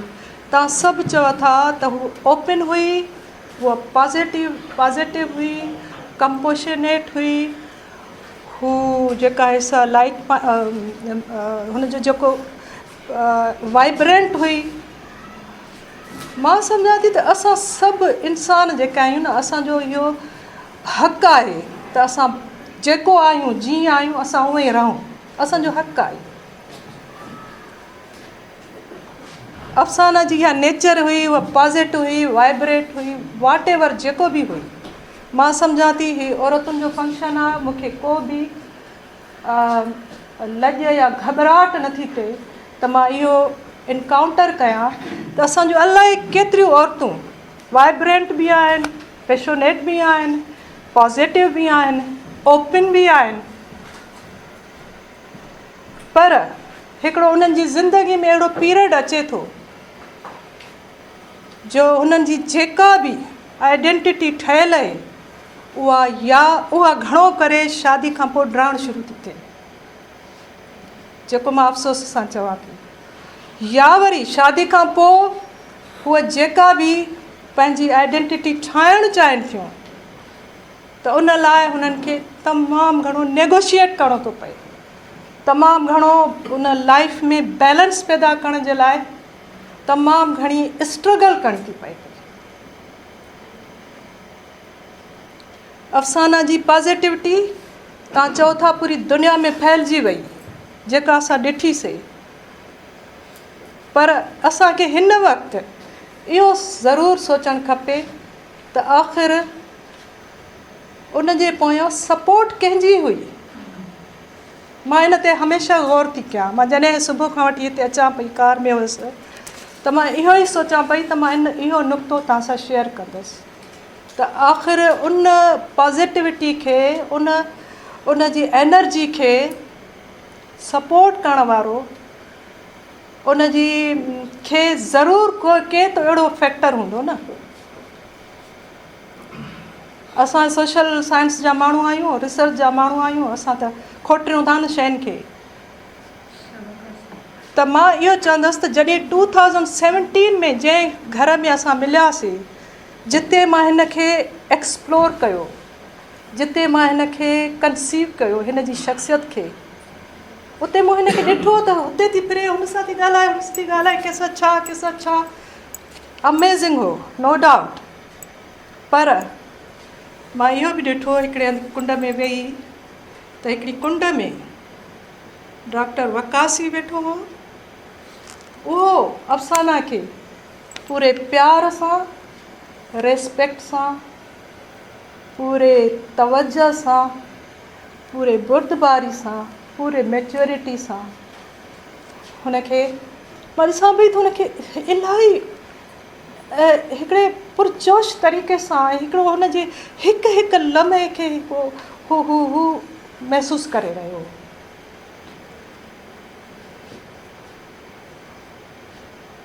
इहा मुंहिंजे लाइ हिकिड़ी नई ॻाल्हि हुई, मुंहिंजी लाइफ लाइ नई ॻाल्हि हुई। हाणे असां जेकॾहिं इन ते थोरो बि गौर कयूं त अफ़साना जेकॾहिं हिकिड़ी वहंदड़ नदी हुई, जेका जरकंदड़ नदी हुई, जेका सोढ़ी नदी हुई, जेका क्लियर हुई, जेका शफ़ाफ़ हुई, जेका सोढ़ी हुई, जेका हर वक़्तु हलंदड़ हुई, माण्हुनि जे दिलनि मां रस्ता पई ठाहे, उन नदी खे किनारा त हूंदा या न हूंदा? किनारनि खां सवाइ त नदी कान हूंदी आहे, मां त न ॿुधी आहे। मां ईअं सम्झां थी त डॉक्टर वकासी जूं ॿई ॿाहूं उन जा किनारा हुआ।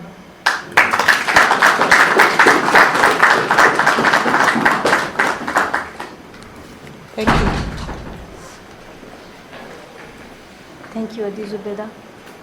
इन में को शक न आहे, असांजो ज़ोर हूंदो आहे त औरत खे पढ़ायो, औरत एजुकेटेड हुजे, पर समटाइम्स अगरि असां ॾिसूं त मर्द खे एजुकेशन जी ज़्यादा ज़रूरत हूंदी आहे, त उहो अंडरस्टैंड करे औरत खे, उनखे एज़ ए इंडिविजुअल ट्रीट करे, उनजी बि पसंदि नापसंदि खे एक्सेप्ट करे, त इन सूरत में औरत में नो डाउट इलाही असांजे इवन हिन क्राउड में बि इलाही औरतूं अहिड़ियूं हूंदियूं जेके थी सघे थो अफ़साना थी सघनि पियूं, पर शायदि उन्हनि खे अदा वकासी जहिड़ी सपोर्ट न मिली हुजे।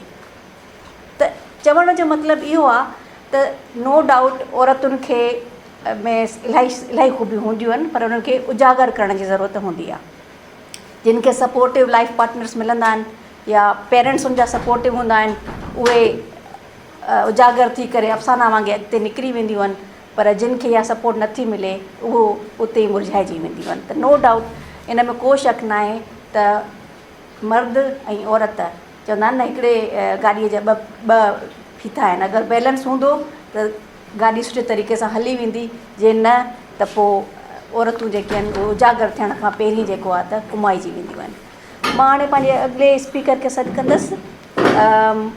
मां चाहींदसि त हफ़ीज़ा वधियो अदी हफ़ीज़ा अचे, जेका सिंध संगत UK जी मेंबर आहे। अदी हफ़ीज़ा।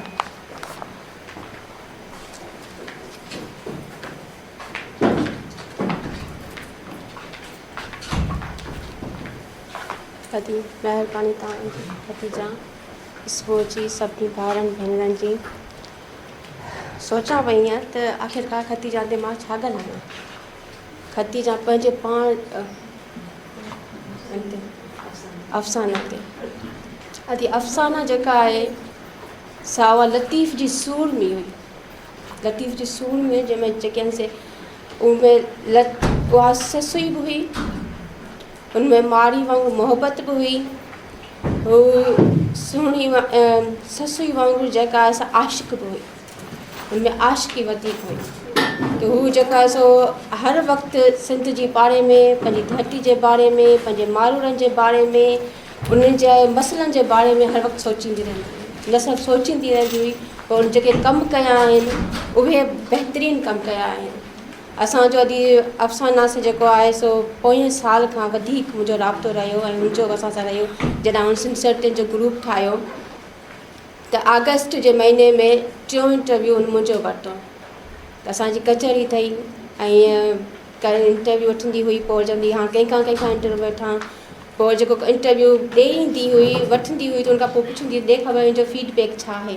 पोइ असां वेही पाण में तबसाब कंदा हुआसीं।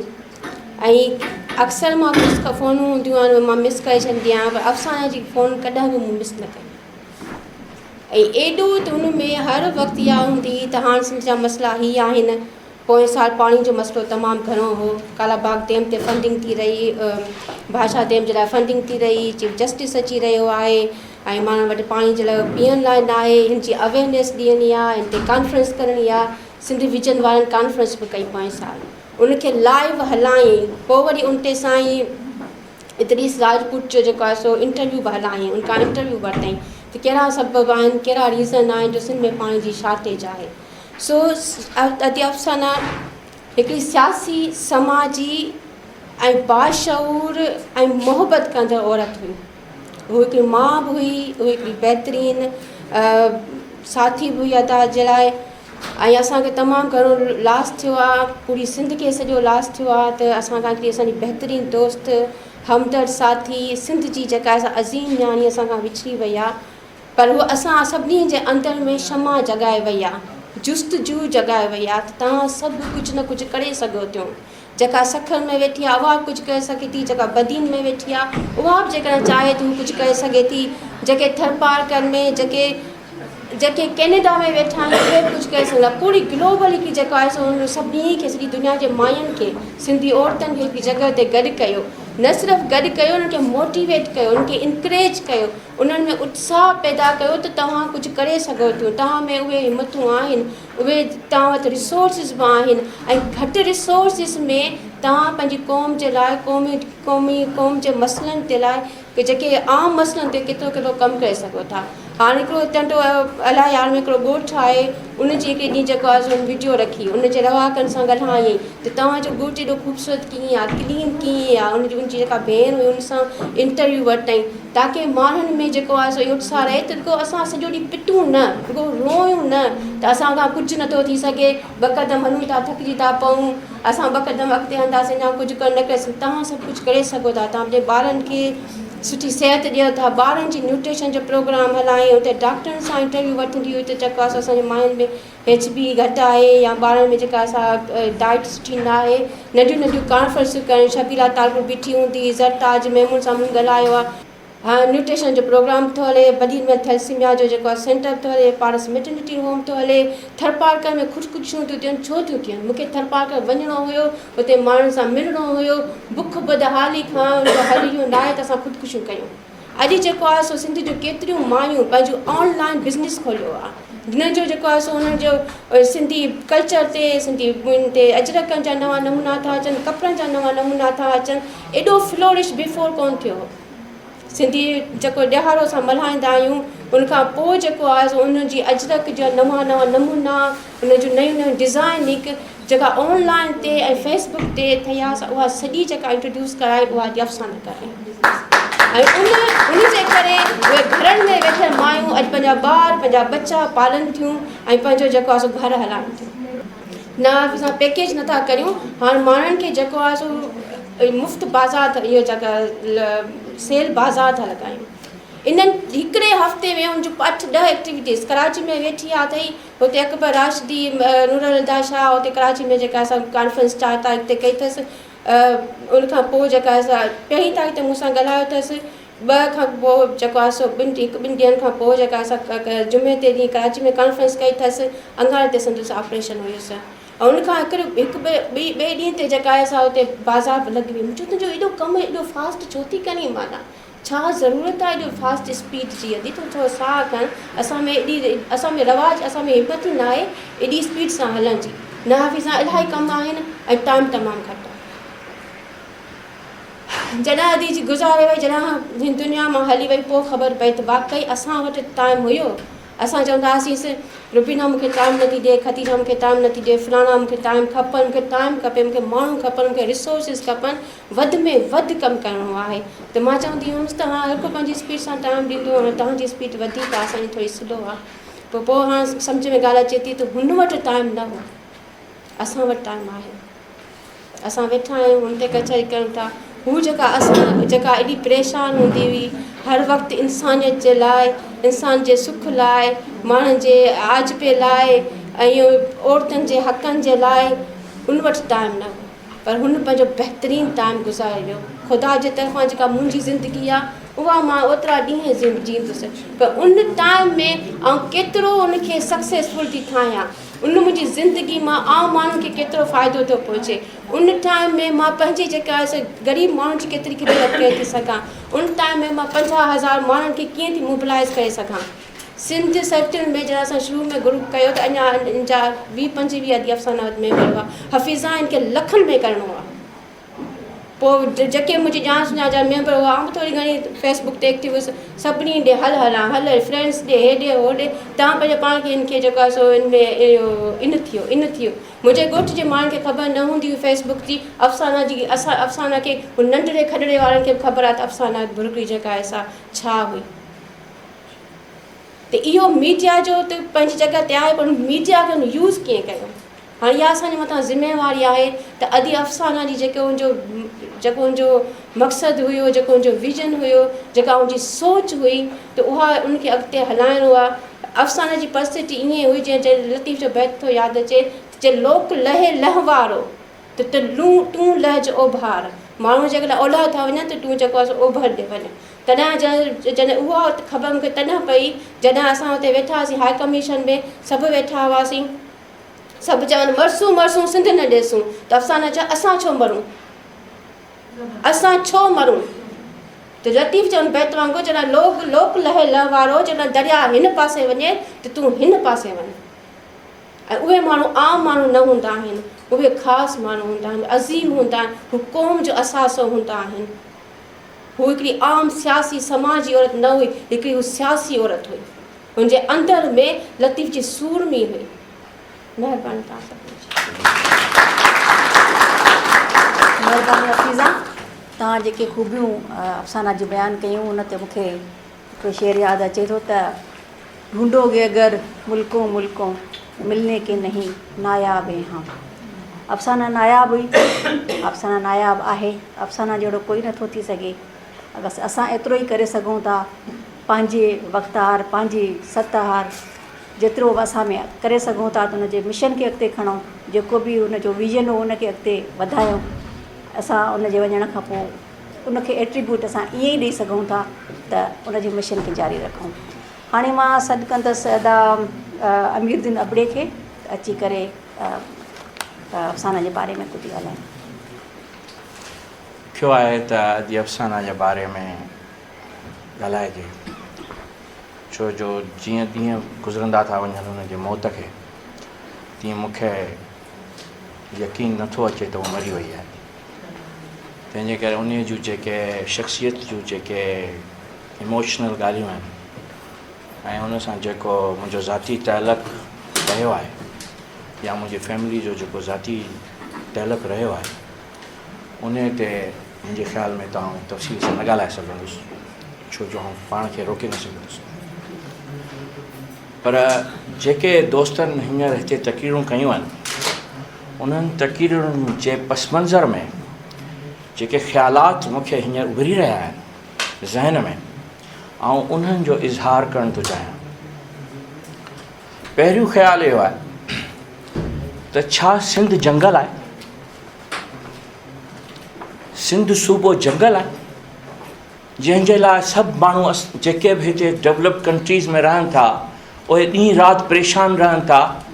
सिंध जो ॿारु स्कूल नथो वञे, सिंध जा स्कूल बंदि पिया आहिनि, सिंध जे इस्पतालुनि में दवाऊं नथियूं मिलनि, सिंध जे औरतुनि खे ठॻो सम्झियो थो वञे, सिंध जे औरतुनि सां ज़्यादतियूं कयूं थियूं वञनि, सिंध जी औरतुनि खे आउं हर साल 45 ॾींहं मुसलसल जेके आहिनि से हड़ूं खणंदे ॾिसंदो आहियां। ऐं उन्हनि जेके स्कूलनि में ॿार पढ़नि था, जेके छोकिरियूं स्कूलनि में पढ़नि थियूं, उहे जीअं 7वीं जमात में पहुचनि थियूं त उन 7वीं जमात खां पोइ उन्हनि जी शादी थी वञे थी ऐं शादी खां पोइ हू स्कूल में नथियूं अची सघनि। इहा सिंध आहे। इन सिंध जी हुकूमत कंहिं वटि आहे? इन सिंध खे केरु ठाहे रहियो आहे? कॾहिं खां ठही आहे सिंध? हीअ त 5000 साल पुराणी जेका तहज़ीब आहे, जंहिं ते असां फ़ख़ुरु कयूं था, जंहिं ते फ़ख़ुरु करणु अजाइब आहे।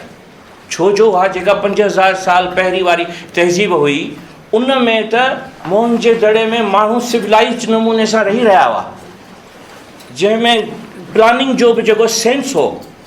हिन वक़्तु जेके सिंध जी हुकूमत जेके रस्ता ठाराए थी, जेके स्कूल ठाराए थी, उन्हनि में भूत वेठा आहिनि, उन्हनि में वॾेरनि जा गोदाम ठहिया पिया आहिनि ऐं उन्हनि जे फ्यूडल्स खे इहा ताक़त नाहे त हू पंहिंजे कंहिं पुलिस जी मदद सां स्कूल खोलाए सघनि।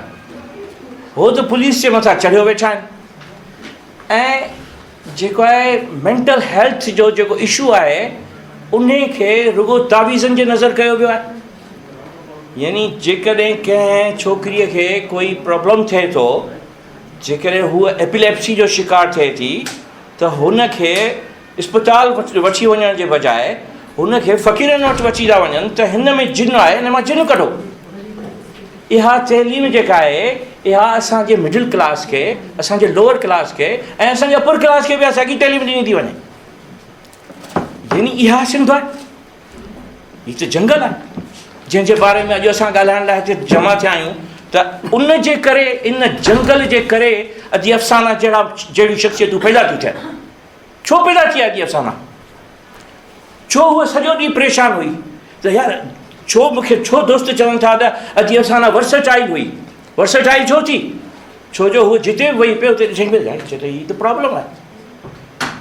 हीअ त सिंध जे औरतुनि खे जीअं हुन जमा कयो पिए, मां थो सम्झां त नेल्सन मंडेला बि जेको आहे सो 6 महीननि में 6000 मेंबर करे सघियो हो। इन में अची ताक़त कान्हे नेल्सन मंडेला में जो 6000 मेंबर जेको आहे 6 महीननि में पैदा करे सघे। अॼु अफ़साना में कमिटमेंट जी ताक़त हुई, डिवोशन जी ताक़त हुई ऐं हूअ हिकिड़ी तमामु वॾी लीडर हुई। लीडरशिप जेके क्वालिटीज़ थींदियूं आहिनि, उन जी आख़िरी में आख़िरी जेका पॉइंट आहे उहा इहा ई आहे त हूअ सभ खां वधि में वधि माण्हुनि खे मोटिवेट करे सघे थो। हाणे सुवालु इहो न आहे त मां उनखे वरी तारीफ़ साॻी वरी कयां जेका सभिनी दोस्त कई आहे। सुवालु हीअ आहे त उहा मोटिवेशन, उहा कमिटमेंट जेका अॼु अफ़साना में हुई, असां सभिनी में जेकॾहिं पैदा थी वञे त असां इन शइ खे कॉन्क्रीट नमूने सां डिलीवर करे सघूं था, पर असां डिलीवर नथा करे सघूं छो जो असां उहा शख़्सियत असां में न आहे। आउं सिर्फ़ु इहो अर्ज़ु करणु थो चाहियां सभिनी दोस्तनि खे त असां सभई जेकॾहिं एतिरो कमिटेड बणिजूं, जेकॾहिं पंहिंजे ॾींहं जो हिन वक़्तु असां 10% सिंध जी तइलीम खे या सिहत खे या सिंध जी गुरबत खे असां ॾियूं था त 10% खे वधाए 90% करियो, 80% करियो, 70% करियो, त जीअं असां उहो डिलीवर करे सघूं। मतिलबु मुंहिंजी वॾे में वॾी सजेशन इहा आहे, छाकाणि जो जेकॾहिं आउं अदीब साना सां घारियल जेके मौज़ू आहिनि, मज़हब ते ॻाल्हाइणु, इंसानी आज़ादीअ ते ॻाल्हाइणु, शरीयत छा आहे ऐं शरीयत जी मुखालफ़त छा आहे, औरत जी आज़ादीअ ते ॻाल्हाइणु, फैमिली जा जेके रिलेशन्स आहिनि उन ते सभिनी दोस्तनि अॻु में ई ॻाल्हायो आहे ऐं सभिनी खे ख़बर बि आहे। पर जेका हिन वक़्त जी मुंहिंजी सजेशन आहे उहा इहा आहे त असां सभई हिकिड़ो 5-6 माण्हुनि जो ग्रुप ठाहियूं, जेको अदी अफ़साना जे ठाहियल इन ग्रुप खे सर्तियूं खे जेको आहे सो ऑर्गेनाइज़ करे, छो जो उते उन्हनि पोर्शन्स में जेको आहे सो सर्तियूं पैदा थी पई आहे। हाणे उन सर्तियुनि खे सिर्फ़ु डेवलप करिणो आहे ऐं ॿियो इहो तमामु लाज़मी आहे त उनखे जेको आहे सो इंस्टीट्यूशनलाइज़ कजे। हीअ हिकिड़ी कैंप हणणु या जेको आहे सो हिकिड़ो को फंक्शन कराइणु या मसइलनि जॾहिं असां कोई कॉन्फ्रेंस करायूं था, जीअं दोस्तनि तारीफ़ कनि था माण्हू, अदा हेॾी वॾी कॉन्फ्रेंस अॼु असां कराई, एतिरियूं कई कॉन्फ्रेंसूं केतिरनि ई माण्हुनि जेको आहे सो करायूं आहिनि, मगर सुवालु हीअ आहे त कॉन्फ्रेंस मां जेका प्रोडक्ट निकिरे थी, जेका अवेयरनेस जी प्रोडक्ट निकिरे थी, उहा प्रोडक्ट असां कॉन्क्रीटली किथे था डिलीवर करियूं। यानी मुंहिंजो मक़सदु आहे प्रोजेक्ट्स में उन्हनि खे तव्हां डिवाइड करियो ऐं रजिस्टर करियो ऑर्गेनाइजेशन खे, सर्तियूं ऑर्गेनाइजेशन खे सिंध में बि रजिस्टर करियो ऐं UK में बि रजिस्टर करियो, छाकाणि जो कोई बि दुनिया जो कमु फिनेंशियल हेल्प खां सवाइ, फिनेंशियल सपोर्ट खां सवाइ नथो थिए।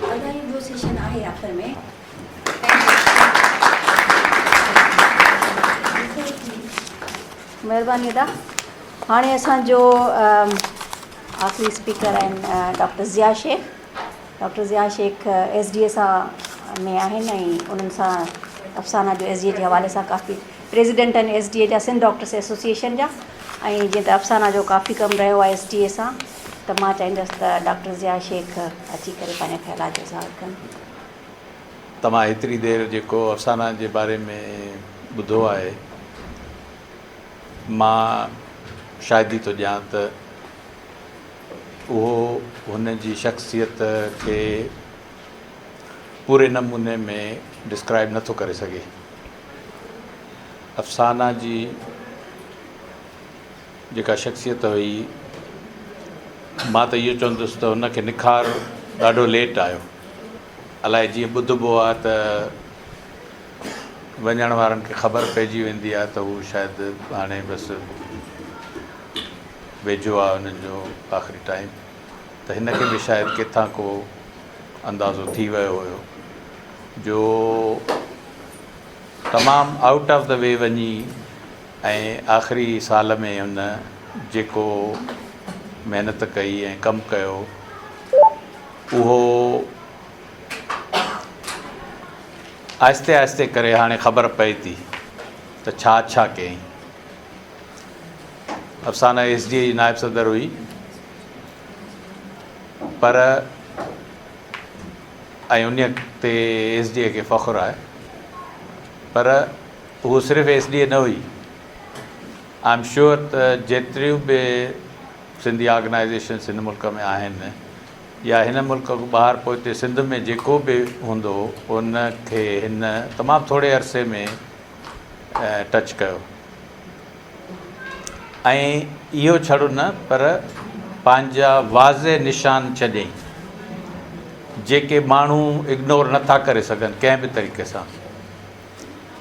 तव्हां तारीख़ में वञो जेकॾहिं त अमेरिका जी तारीख़ सोचो त हिकिड़ी अणॼातल ज़मीन जी ख़बर पई ऐं उते पहिरीं माण्हू अलाए छा सोचे विया त अलाए छा साम्हूं ईंदो, जंहिंखे मुंहुं ॾियणो पवंदो, जंहिंखे ठीकु करिणो पवंदो, जंहिंखे जिते दुनिया ॾियणी पवंदी। अहिड़े ई नमूने हिन बि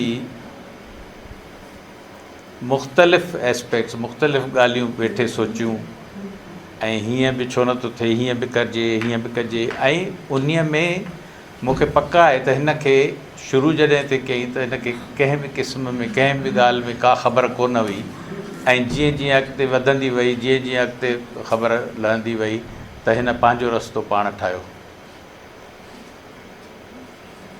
ऐं जीअं उहे ट्रेल ब्लेज़र्स चवंदा आहिनि त उन्हनि हिन ओड़े ई नमूने ट्रेल्स ठाहिया। कुझु शख़्सियतूं दुनिया में अहिड़ियूं थींदियूं आहिनि जेके पंहिंजे लाइ समाज में, दुनिया में जाइ ठाहींदियूं आहिनि।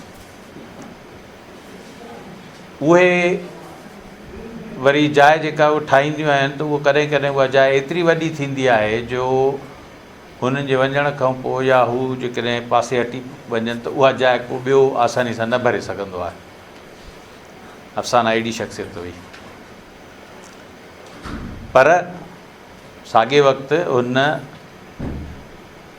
रस्तो ॾेखारियो आहे ऐं हुन ट्रेल्स छॾिया आहिनि जेके असां मां सभई, भली उनखे कोई हिकिड़ो शख़्स या हिकिड़ी शख़्सियाणी न पूरो करे सघे या न भरे सघे, पर गॾिजी करे उन लाइन्स ते कमु करे सघिजे थो।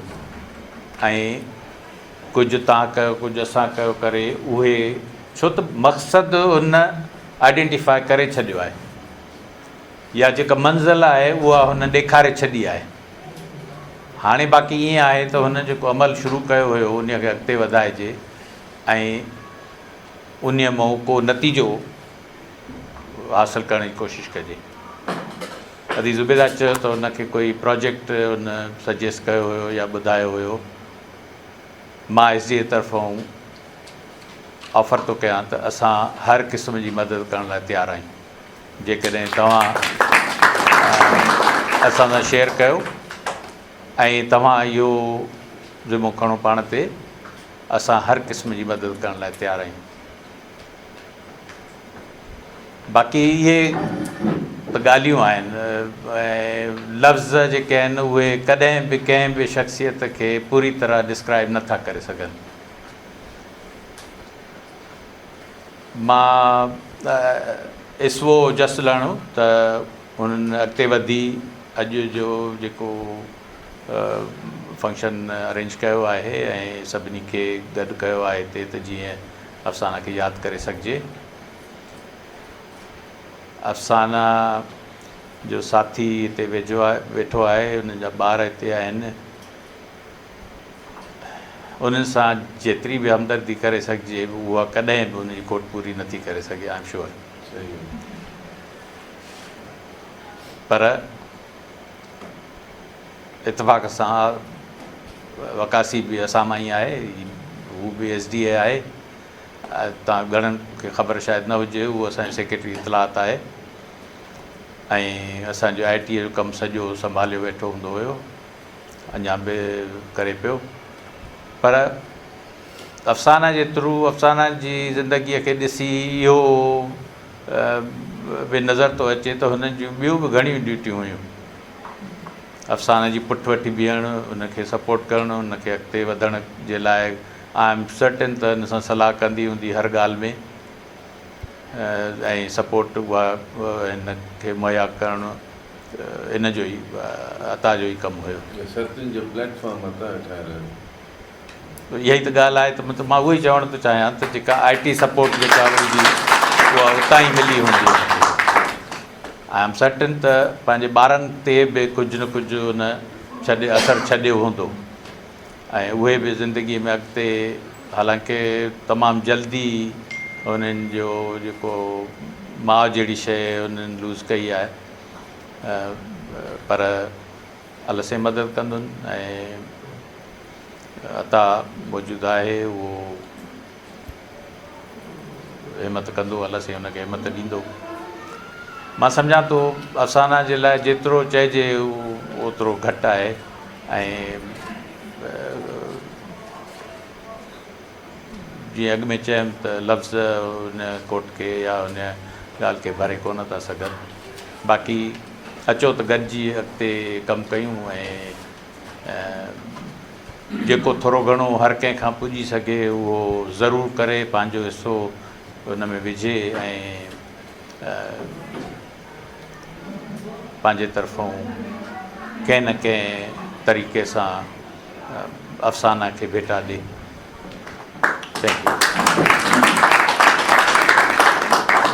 थैंक यू अदा।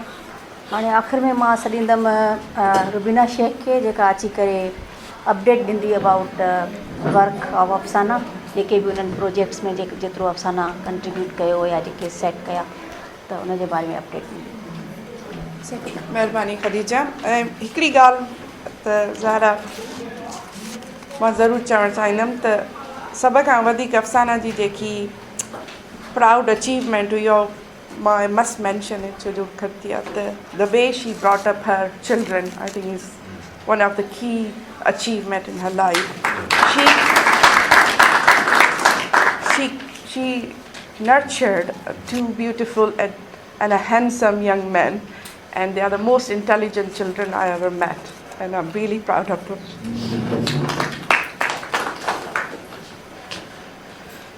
So मूंखे थोरी अपडेट आहे, मां ब्रीफ ॾींदमि सिंसरतियुनि जी अचीवमेंट जे पॉइंट ऑफ व्यू खां, त जीअं पोइ असां हिन शइ खे डिस्कशन में कन्वर्ट कयूं। इहे सेशन नवंबर में हिननि पहिरीं ग्लोबल औरत कॉन्फ्रेंस हैदराबाद में कई, तमामु वॾी, जेका सभ खां सक्सेसफुल कॉन्फ्रेंस रही, तमामु वेल इस्टेब्लिश्ड ऐं काफ़ी औरतुनि ॻोठनि मां शामिलु थियूं। जनवरी 29 में हिननि पहिरीं आई कैंप लॻाई हिते लाड़काणे में, उन में almost 600 patients were seen, out of them 127 cataract surgeries were done, and 35 glasses were donated.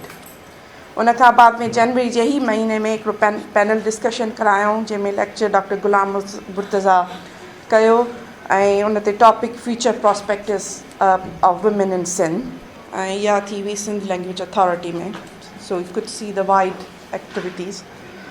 February में चाइल्ड न्यूट्रिशन ऐं ग्रोथ अवेयरनेस प्रोग्राम ते कमु करायूं, ऐं उन में डॉक्टर सलमा शेख खे हिन लेक्चर करायो हुयो। उन खां बाद में फेबरवरी में 2019 साॻे महीने में स्किन कैंप टंडियोलार में लॻी, ऐं जिते doctor I think Umar Talpur actually उन्हनि डॉक्टर साहब खे हेल्प कई हुई कैंप लॻाइण में। मार्च 29 में of course thalassaemia awareness programme which was coordinated by Dr. Harun Memon, पर थैलेसीमिया प्रोजेक्ट अहिड़ो आहे जेको लास्ट 2 सालनि खां वठी अफ़साना जो हिकिड़ो प्राइम प्रोजेक्ट रहियो आहे, जेको हुयो त एक्चुअली हुकूमत ई सेंटर ठारायो हुयो, पर हुन में इलाही एस्पेक्ट्स हा, जीअं बिजली थी, जीअं सोलर पैनल हलाइण थिया, अवेयरनेस रेज़िंग फैमिलीज़ में, इहो सॼो कमु जेको आहे उन जी जेके फंड जनरेशन हुई उहा बेसिकली हितां थींदी हुई, जंहिंमें अफ़साना विड़ी सिड़ी, पर उन कम में काफ़ी माना इन ॻाल्हि खे प्रोमोट कयो कि UK जे सिंधियुनि में, ऐं SDAB ऐं ISW बि ॿिन्ही गॾिजी हुनखे सपोर्ट कंदा रहिया। उन खां बाद में वरी हिननि अप्रैल 2019 में स्किन कैंप हणाई टंडोबागो में, जिते ऑलमोस्ट 1000 पेशेंट्स ॾिठा विया, ऐं उन्हनि खे फ्री मेडिकेशन ऐं एडवाइस ॾिनी वई। ऐं उन खां बाद में मई 2019 में काफ़ी वेरियस लेक्चर्स ऐं फंड रेज़िंग फेस्टिवल्स ऐं बाज़ार हरायूं वयूं, जंहिंमें सिंसरतियुनि लाइ फंड रेज़ कया विया।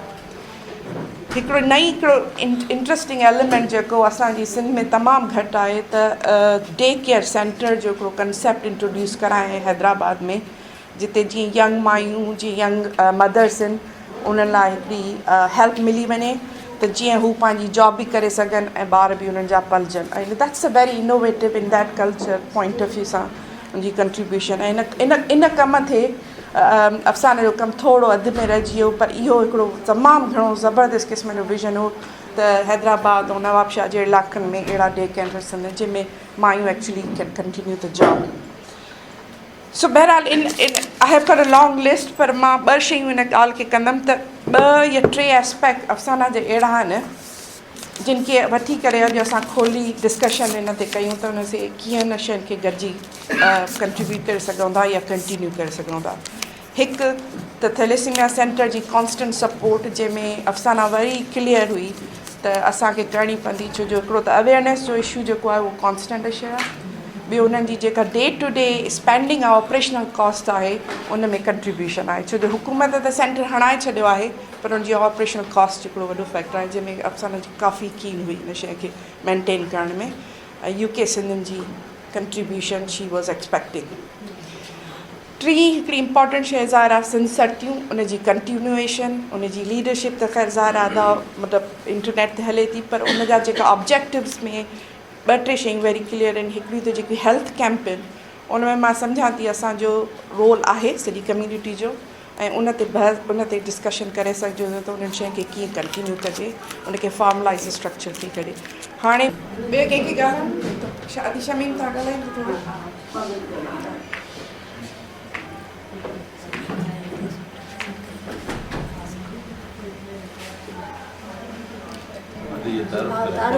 अदा मुंहिंजो तारीफ़ आहे, मां शायदि फाउंडर मेंबर चयो वञे, सतन जी फाउंडर मेंबर बि आहियां, लेकिन पुराणी जी। ऐं सेकेंड मुंहिंजी पाकिस्तान पीपल्स पार्टी सां वास्तो आहे, लेकिन सोशल कमु मां इलाही कयो आहे पाकिस्तान पीपल्स पार्टी खां अलावा लायंस क्लब में, सतन में, लेकिन सिंधी समाजी जेके बि तंज़ीमूं आहिनि सभिनी ग्रुपनि सां कोशिशि कंदी आहियां टच रहां। ऐं अॼु मूंखे इलाही ख़ुशी थी थिए, अॼु कई आहे, न्याणियूं कनि पियूं, ऐं तव्हां सभई मर्दनि जो ताउन ईअं ई हुजे जीअं डॉक्टर अफ़साना जे हस्बैंड जो हुयो, त तव्हां हस्बैंड आहियो न, सॉरी, ऐं इलाही ताउन। उन सां मुंहिंजी हिकिड़ी मुलाक़ात थी, ऐं जेकी इन किताब जी रुनमाई में, ऐं पोइ असांजी तक़रीबन रोज़ाना हिकिड़ो कलाक कचहरी थींदी।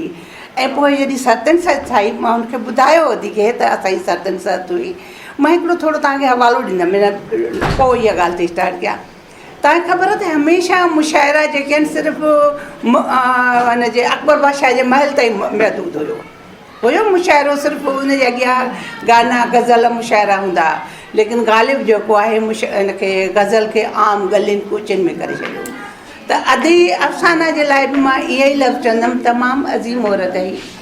जॾहिं हुनखे मां हीअं ॿुधायो त डिफेंस ताईं इहा सतन सत महदूद हुई, त अदी उन सतन सत खे हिकिड़े साल जे अंदरि पूरे सिंध जे हर ज़िले में ठाही, ऐं इन खां पोइ सिर्फ़ु ठठो रहिजी वियो वीचारी जो, जेकी मूंखे आख़िर में मां हुन इलाही वीचारी जा सिलेक्टेड कई पर बीमार हुई इलाही। ऐं हुन अदे जीअं चयो त बिल्कुलु अदी जो हुयो ख़्यालु त असां नॉन गवर्नमेंट आहियूं, लेकिन असांखे हर जॻह जिथे ज़रूरत पए थी त गवर्नमेंट खां वठूं ताउन, छो जो हुन खां वग़ैरह जीअं त आदा ईअं चयो, ईअं ई असां मेडिकल कैंप जंहिं महिल असांजी गवर्नमेंट न हुई त मां असां लॻाईंदासीं, अरबार रहीम जी गवर्नमेंट हुई समथिंग, असांजी सतन सत जो ग्रुप हूंदो, मेडिकल लॻाईंदासीं, त उन्हनि जे SDM खे चयो, उते जेको EDO हूंदो, छा हूंदो आहे मेडिकल SDM जेको बि हूंदो आहे, उनखां असां मेडिसन वग़ैरह मूंखे डॉक्टर असां पंहिंजा खणी वेंदासीं, डॉक्टर साहिब जान ॾींदी, ॿ टे ॿिया मेमन डॉक्टर स्कीम जो ईअं खणी वेंदासीं। अदा जेकी ॻाल्हि कई त इशारो हुनजो आई थिंक हिन किथे अटेंड कई हूंदी अहिड़ी, जॾहिं त हिन जो दिमाग़ु होॾे कमु करे पियो। लेकिन हिन वक़्तु अदी अफ़साना जे लाइ हाणे मां ॻाल्हाईंदमि।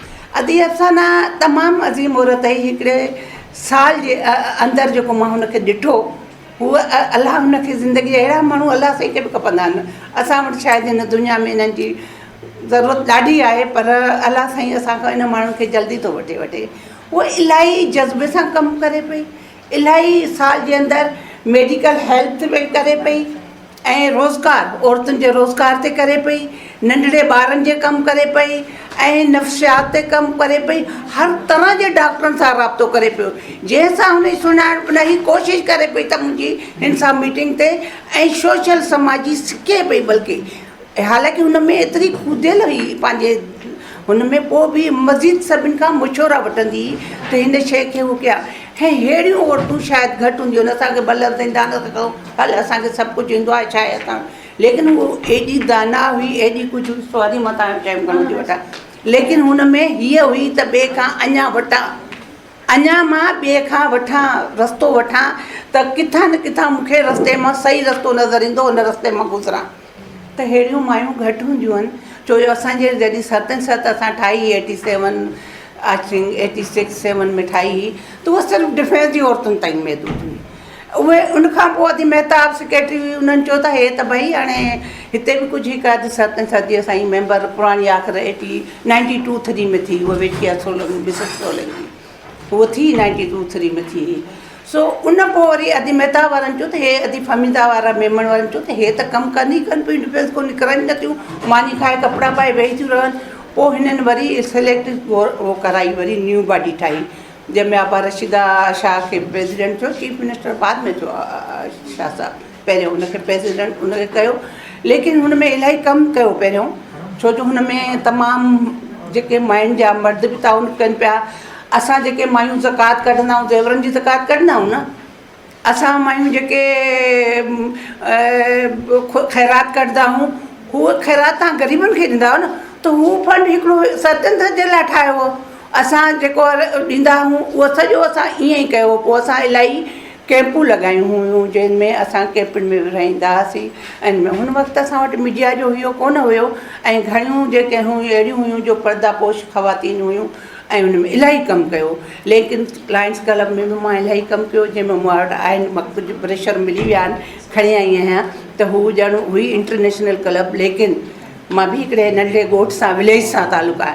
सच ॿुधायां, मुंहिंजी एजुकेशन कान्हे का, लेकिन भले 2300 रुपया ॻोठ में असांजूं 5 जमायतूं मैट्रिक बि ईअं कई जीअं छा चवंदा आहिनि कापी पास। ऐं लेकिन पोइ कराची में बि माशाल्लाह एनवायरमेंट जी चेयरमैन रहियमि, 5 साल काउंसलर रहियमि 2 दफ़ा, ऐं इलाही कमु कयो। ऐं पोइ पंहिंजे, लेकिन हिकिड़ो हूंदा आहिनि जीन्स, लेकिन अफ़साना में मां ॾाढा ॾिठा, अलाह हुनखे, लेकिन हुन सां ताउन करण वारा हुया। ईअं ई तव्हां असांजा ॿाहिरि अगरि पंहिंजी जेके असांजूं आहिनि न्याणियूं, हाणे ज़ाहिर आहे मुंहिंजो असांजो 64 उमिरि आहे, ज़ाहिर आहे न्याणियूं आहिनि न असांजूं जेके कमु करण वारियूं आहिनि। अगरि हिननि खे कोई कमु ताउन कनि, पंहिंजा जेके न्यू जवान माण्हू आहिनि, जा जेके अचण वारा आहिनि, जा तव्हां पुठियां बुज़ुर्ग बि हथु रखो असां सभु हिननि जे मथां, त इनशाला इहा सत जेकी महलनि में कढी अधी गलियुनि गोछियुनि में विधी आहे, इनशाला जेकी ज़िले ताईं आहे, इनशाला नंढे नंढे ॻोठनि ताईं पखिड़िजंदी। बशर्ते सिर्फ़ु असां ॻाल्हियुनि में न गुज़ारियूं, इहे पंहिंजूं ख़ैरातूं, इहे पंहिंजूं हिकिड़ो ई फंड हिकिड़ो खोलियूं। वरी एम इहो वॾो कमु हुयो, हिकिड़े घर में वेही जॉब करण खां पोइ जेको ऑनलाइन सभिनी खे मशवरा ॾींदी हर तरह जा, त हिन टाइप जो तव्हांखे तमामु सुठो हथु तव्हां रखो। इंटरनेशनल हितां बि कमेटी ठाहियो, लेकिन अदी जी कासेट हैदराबाद में ॿुधो आहे इलाही उहो आहे एक्टिव आहे। हुन इहो न सोचियो त मां बीमार आहियां, मां छो इहे करे वञा। हुन इंसानी ख़िदमत सिर्फ़ु हिकिड़े मेडिकल ते न कयो, हिकिड़े पैसनि जे फाइनेंस ते न कयो, हुन नफ़्सियात ते कयो, हर एनीथिंग ते कयो। ईअं तव्हां असां वटि डॉक्टर्स आहिनि सिंधी, लेकिन असां कोननि में विरहायल आहियूं, कुंड कुछ में, हर कंहिंजो पंहिंजो पंहिंजो पासो आहे। 1.5 इंच जी मस्जिद आहे, असां गॾु नथा थियूं। हींअर पीपल्स पार्टी आहे, मां पीपल्स पार्टी खां कमेस सिंधियाणी आहियां, पूरे सिंध में कमु कयो आहे, ऐं एनी पार्टी सां कमु कयो आहे, कहिड़ी बि मुस्लिम लीग या कंहिं सां कयो आहे सिंध जे हक़ जे लाइ। छो जो उते जॾहिं अधे ॻाल्हि कई त मेडिकल कैंप लॻाई असांखे, ऐं मां हले तव्हां सां हिकु हिकु जॻह ते कैंप में बि हेल्प कंदमि, छो जो मां करे चुकी आहियां।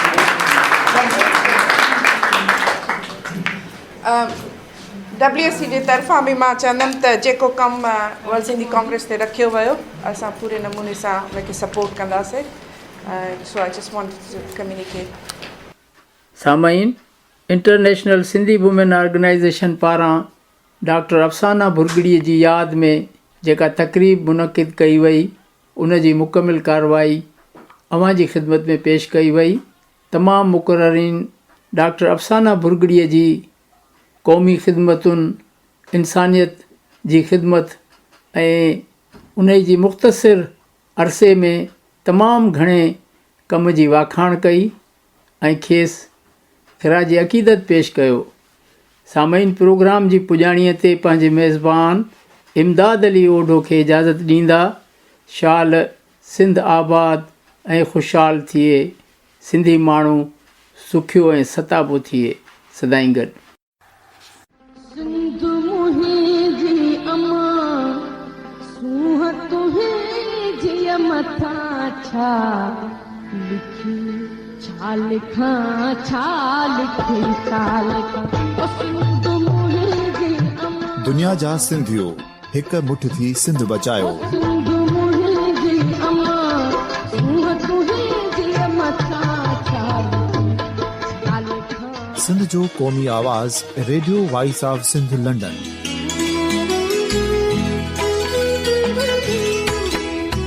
Radio voice of Sindh London पंहिंजी नशरियात में सिंध जी सियासत, समाज, इक़्तिसादियात, तारीख़, क़ौमी उमंगुनि ऐं इख़्लाक़ियात मुतलिक़ सिंध जी हक़ीक़ी तर्जुमानी कंदे प्रोग्रामनि खे असराइतो बणाइण लाइ सिंध जे घण घुरनि ऐं धरतीअ सां प्यार कंदड़ अदीबनि, दानिशवरनि, सहाफ़ियुनि, उस्तादनि, वकीलनि ऐं हर तबिके जे मानवारनि सजणनि खे सिंध में शऊरी इनकलाब लाइ सहकार जो सॾु ॾियूं था। अचो त गॾिजी सूफ़ियुनि ऐं संतनि वारी सिंध जो ओज हिकु मुठ थी वरी वापसि आणण वारे सफ़र जा साथारी बणिजऊं।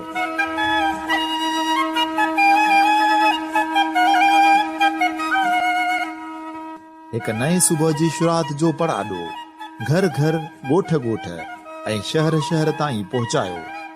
शाल सिंध आबाद ऐं ख़ुशहाल थिए, सिंधी माण्हू सुखियो ऐं सताबो थिए।